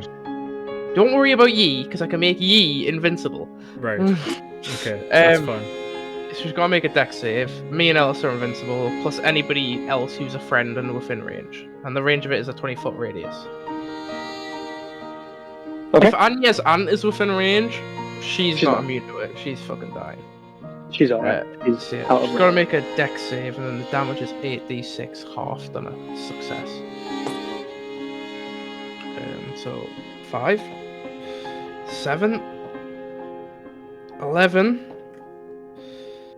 14, 16, 21, 24, 27 damage. 27 fire damage. She got 16 plus 3 on it. Was it con? It's a dexterity. Oh, dexterity. Yeah, she got 16 plus 1. She passes. So she takes... what did I say? 24. She takes half of 24, which is 12. Okay. She's looking pretty rough. There's some scorching on her white horns, and even though her scales are black, you can kind of see some scorching, and especially on her entire. She's technically tied with. So it's. I'm going to say it's Eartha. Her and Jade were tied. So I'm just because Jade is a big, heavy suit of armor. I'm going to say she goes first. But Eartha, death save. Ring or no ring? No ring. Blue. That's blue. Okay. Yeah. She's just gonna. She's like, this is not worth it. I don't understand anything that's happened today. And she's just gonna start running back towards the Enderarm Lounge. Yeah, I mean, Jade is gonna try and catch up. What's Jade's speed? She'll use her dash action to have 50 feet. Well, yeah, she has more. 60 feet at dash. So Jade can't quite keep up. And a few moments later, as you see, Vicandrus and Jade crest back into the Enderarm Lounge, you hear glass shattering. Presumably she took the scenic route out.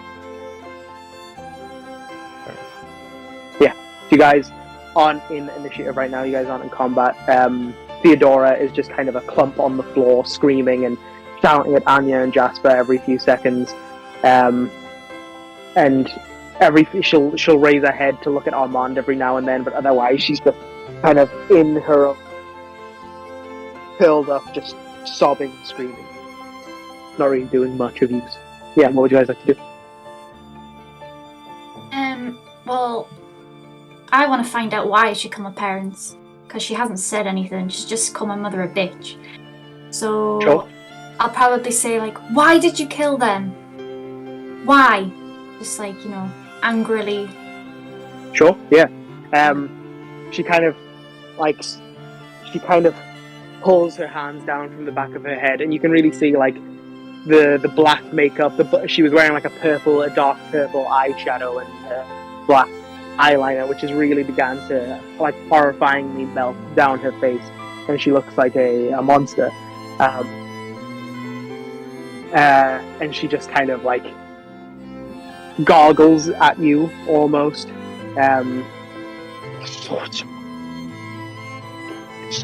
Give me this. Can I turn my head down? Circle of Truth might just be the easier way of doing this.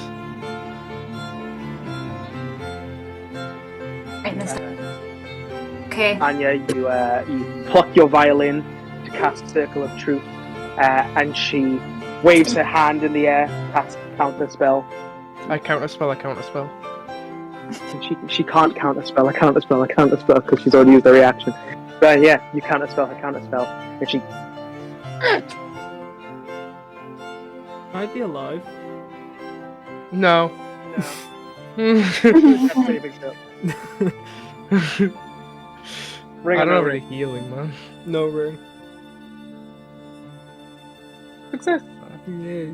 I'll give Ellis a potion of healing. So it's a D4 plus 4. All I need is Samurai. 4. I'll be alive. You pick him up. You. D4 plus 4. He has 1 health because I rolled a 5. Nice. I was Yeah, on minus. I was on -2. So yeah, is that 2 or 1? Oh no, sorry. I thought you were on -4. Yeah, you gained 5 health. Gain 5, so I'm on 3. 3. Okay. So Anya, Theodora is now in the zone of truth. if you'd like to repeat any questions or ask any questions, but she's still just kind of muttering at you about the swords. I'll just say again, why did you kill my mother and father?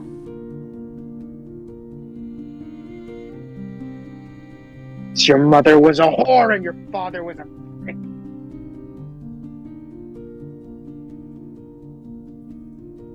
You can see there's a real shaking that started in her hands. It's wobbled up to her shoulders as her whole body kind of like roils with anger, seemingly at you. You look just like her.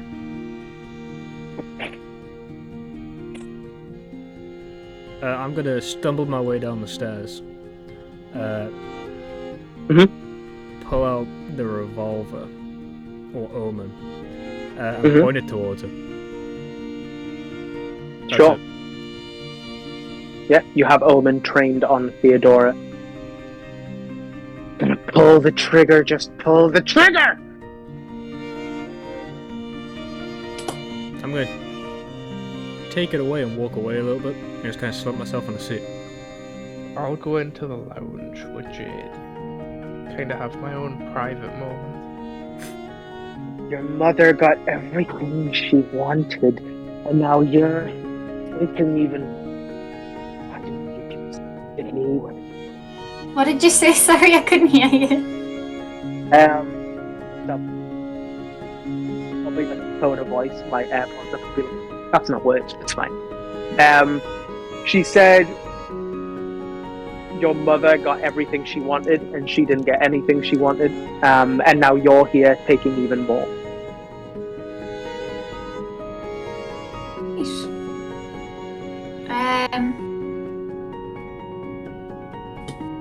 So that's why you killed my mother? Because of jealousy? I was jealous of your mother. She was a thief. She stole everything she got. When not speaking anymore. Kill me if you're going to kill me. Do you know about your other son? Oh no. I'm gonna stand up at this point and start walking over. I'm glad I'm in the lounge, like. What did you do? Let's just say that both your sons are gone. Pull the trigger. Okay. Just Did walk you up. see me reaching for my spell thing? I did. I did say I was getting up, walking towards it though. Yeah, you did. You know, and it's a ranged weapon, so you're allowed to. Yeah. Yeah, just popped it and then walked straight past it. As you say, like, you know, let's say they're not alive anymore. Theodora lingers on you, not looking up fully, like looking at you from like that position where the eyes are more up than the head. You see hate roiling. She goes to speak, and you can see like the neck muscles tense, right, like they do right before you scream or you shout, and you hear this scream, this poof, as her head just splatters against the green vines, and Eartha just kind of stands 5-10 feet away with Omen pointed, and then holsters it, presumably. No, I was gonna walk past with it, kind of like swing it down by my side.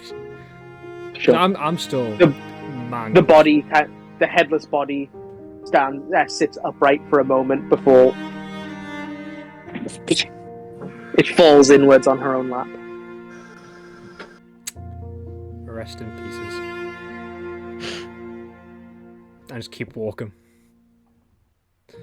Jasper kind of like gets down off the dining table. Oh, he kind of just like dangles his legs off the dining table, and kind of like holding where some of his wounds were that Anya had healed, just where some of the bruising remains. Well, you didn't listen. You came anyway, but he kind of steps down, stands up. What? So, are you guys in the city much longer? Oh.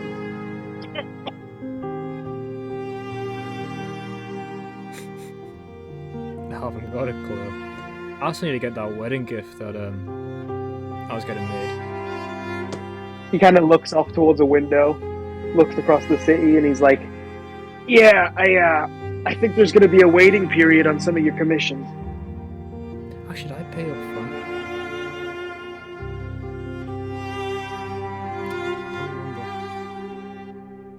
Yeah, I don't remember. I'd have to check my my old notes. Well, at least we have a record. The camera's roll, baby. Can I say that like Anya like gives him a hug before he starts like speaking to us, like as though like Yeah. like kind of like an anxious hug, like oh my god, like You're not dead. Yeah. you're not dead. Yeah. He, like, even though he's still a bit weakened, he's like limply, though not by choice, kind of like squeezes you as best as you can as you hug him as well. And he kind of coughs in a little fleck of blood, and he kind of wipes it on his tunic as he. Well, and he kind of looks off towards the doorway, like the blaze key in, and he's like, well, "That's neat." Oh, that's what's going on. And he kind of looks at you mostly, Anya, but looks at Esther and Samurai as well. "Thank you. Samurai's not there. I'm in a different place, doing different things. Are you? Yeah, he walked Yeah, off. I'm in the lounge. He said I was going to walk up to the lounge. Oh, sorry, I did not catch that. Or I did, and I just forgotten about it. Well, he looked at you and Eddie. "Thank you. I appreciate not being dead. Oh, it's my favorite way to be." As he kind of stumbles onto his feet properly and kind of stretches out. So, Samurai, is there anything specific you're doing? Yeah, I went like after I said Circle of Truth down, yeah, I basically left immediately after that. Okay. And this entire time I just have like Jade and Abbas stood at the door, and I'm just basically, I know the stuff is like ripped up and burned, but like the best quality stuff there is, just lying on my back on it and just kind of in my head, just saying to Tiamat. I think it starts in my head, and then like halfway through I get so angry it starts like speaking out loud, and then maybe it'll hear me, and it's like, Cool. God damn it, why the fuck did I ever follow you? Why the fuck did I ever listen to you? I mean, god damn it, if I just watched it in the fight and wasn't such a prideful idiot, I would be able to have that person. She would be dead. I mean, that's your champion? That's fucking pathetic. And just like rambling for like five minutes or so until like one of them two comes along, just how dumb I am and how worse she is. I'll go up and get him, because I'm going to cast Mass Healing Word, but I need him to be there, because I know he's injured. If you kind of look at the room, you see Jade and Abba at the side of the door. Yeah, the room's in disarray. There's a fireplace, sofas, they're all in pretty bad condition. The portrait of Anya's parents has fallen onto the ground, so the back is exposed, you can't see the front, although it was ripped during the fight and curled over in the corner. So it's kind of curled over, so the only thing you can see is the face of Genevieve Enderan, who does bear a striking resemblance to Anya, as you kind of note, as you see it on the floor, just like a very polite, innocent look, not someone who deserved all of this, you kind of think, as you look around. You see the heads of all the mounted heads of the monsters that the Enderans had slain on the walls, some of which have fallen during the destruction, and you see the window which has been shattered open that Vicandrus presumably escaped down, and yeah, you see Samurai muttering on the sofa, lying on his back. A painting, what would you class that as? Construct? It's not a creature. So, construct. It's an object. Mending works on it, yes. Yeah, I was going to say, I'll start casting Mending on it, whilst he's just blabbering to himself, and just leave him. You pick, so the portrait it's quite big. Imagine like when you see like a portrait in a gallery and you're like, wow, that's big, like that's a big portrait. You kind of pick up this huge gold frame and you kind of press it up so it's standing against the fireplace, and it's taller than the fireplace and all. And you kind of hold up the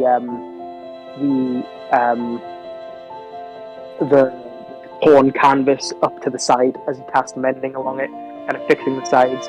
There's a little thin line where you can tell they've been damaged because Mending repairs, but it can't emulate the pigment. So it repairs the canvas, but it doesn't repair the paint that's missing.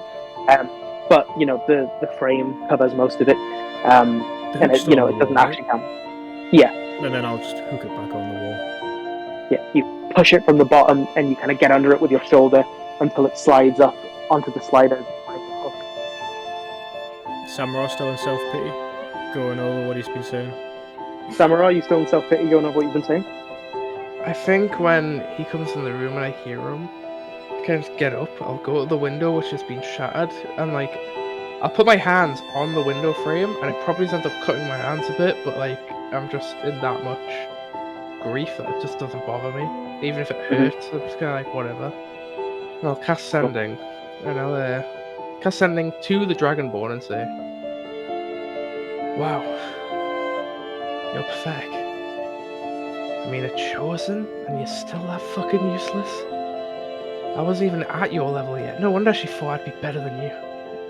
Wow, I hope I never meet you again. Honestly, just not even worth the fucking breath in the air. And just stop there, turn back and walk towards Eartha. You go to speak to Eartha, and you hear a very short message. I've known you for 20 minutes, and I killed you twice. I'll see you soon. Right, go on, buddy. We've got a bit of healing to do. I could use it. You could use it. I died twice. Did you? I don't know. No, The you- Dragonborn said that.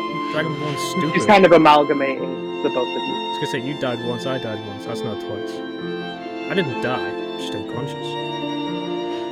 Still haven't died. You actually have. Yeah.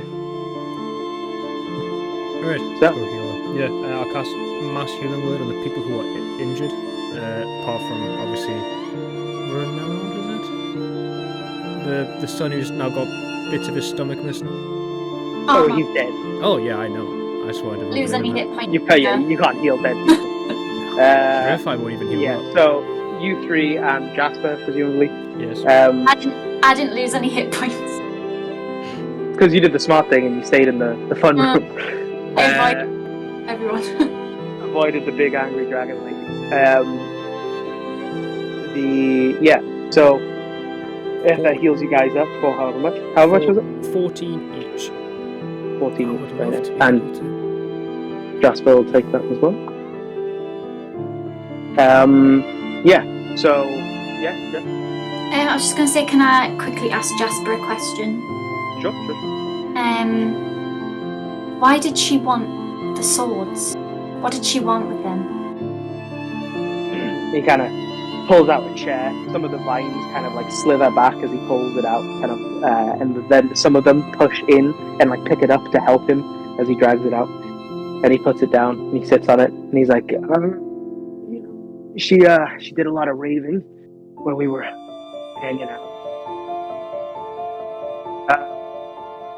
From what I can gather, I think her dad, I guess our grandpa, he chose our mom to be the head of the family when he died, even though she was younger than. And he kind of like indicates with his head to Theodora, and before that could take effect, she had them killed, her killed, and Dad by extension. I think the swords were something else. I think they said something about a wedding gift. I think they were given to Mom and Dad at their wedding, and even though they're supposed to go to Hawklands, they were given to Endorans, and I guess she didn't like that.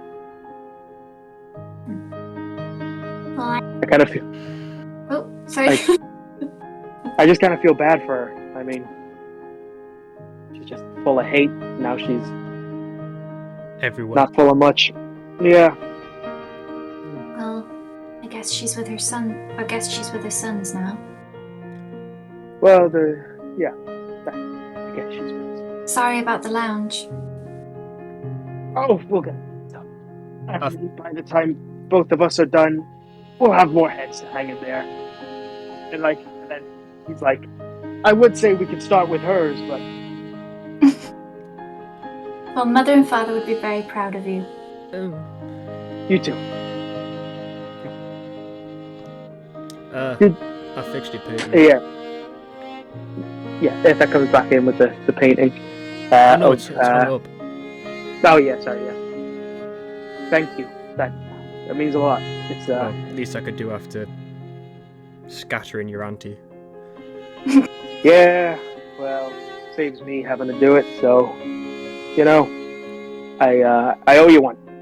But seriously, what's the plan? Where are you guys going? What's the deal? Well, I suppose we don't need to meet my aunt and uncle anymore. No, you checked that box. Real good.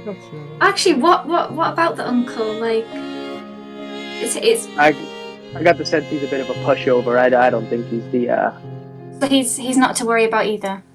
No, I don't think he's much of a threat. I think he maybe just had I think his biggest flaw is having a thing for powerful women. I guess. But besides from that, I think he's fine. But I'll look into him just to be safe. But you don't need to worry about that. I'll deal with that. I guess the next thing we have is one or two things. Either track down the Dragonborn, who seems to have a serious issue with me before she finds me. Although, to be honest, it could be fun having her find me. True. I'm always wanting to have the women chasing myself. Shut up. We could, I think, more importantly, go enjoy ourselves for a little bit and head over to the wedding. I mean, we've got like a month till that, don't we? Yeah, you had agreed to meet Icky in Waterdeep. Ah, yes. Shit. I guess I have to go Waterdeep's there. first. Yeah, I have to go to Waterdeep. Forgot about that. Well, how about And we you go to did the use door? one of your blaze keys. So Yeah, the door because is you have still used open. it. So. Yeah. So we'll hop through the door. We'll then Yeah. get teleported back to Waterdeep. Yeah, Westgate. Just look up- Well, they would tell. You go Westgate, then Waterdeep. Yeah, so we'll go to Westgate, get a teleport from Westgate to Waterdeep, and then we'll wander our way to a wedding. And maybe I'll eventually be able to find a wedding gift. Where did you? Oh God, where did you do your commission thingy? Do you want me to check in? I can maybe. I can't remember if I paid for it because I didn't write it down. I think you did. I'm pretty sure I gave him materials. I know that much. But I owe you one anyway. If you haven't paid for it, I'll cover the tab. Just tell me where it is and I'll find it. It was. Give me like a couple minutes. Something like that. You don't actually have to find it right now. We can. I know, but I want to know I've got it written down. Fair enough. Go row.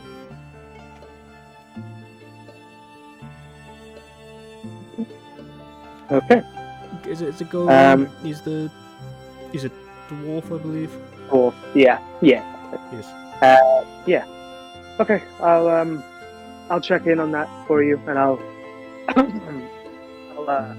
get it to you if and when it's ready. You said about 10 days, and it's been 3, 4, 5. I would expect a little bit 5. of a waiting, a little bit of a longer wait now. But yeah, once the guards have the city cleared up, I'll make sure he gets back on it. But I'm gonna go look for a friend. You guys are heading off. Be careful. Still a few cultists around. Killed pretty much all of them in this building, apart from that one that got Good to away. hear. Most of them are quite squishy.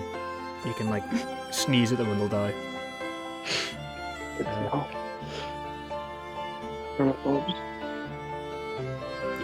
Germaphobes. Okay. Very contagious. He kind of just like lumbers into you. Anya gives you the biggest hug he can muster with his one good arm. Kind of gives you like a light kiss on the top of the head, and then pushes you off. And he's like, "Okay, be safe, okay?" I will. And I mean, I can give you guys a kiss if you want, but It's good, buddy. Jade takes a step in. he kind of tries to get on his tippy toes to like kiss the crow's peak in a helmet. Yeah. If you're going to Waterdeep, feel free to use my room. I won't need it, so if you want a free place to crash. Okay. Well, I'll see you soon. Okay. Good luck. You He too. begins to Hi, Jeff. Wimple. He kind of watches you guys off, gives you a last wave as you step through the door, Anya. Make sure you close up. Not have any more problems with that teleport. I mean, you can close it if you want. Smash through. He fucking, he storms up to it, limps up to it. Oh, no, I never Close said the door. Jasper. I meant whoever was lashed through the door. Oh, right. Well, Jasper will stay at the door to wave you guys off, and then he'll be like, "I'm closing this, yeah? Well, good luck. I hope I see you all soon." Closes the door. The magic fades as the doorway disappears, and you are standing in Blaze House, the abandoned extra-planar inn, or at least it used to be, but we'll pick up there next session.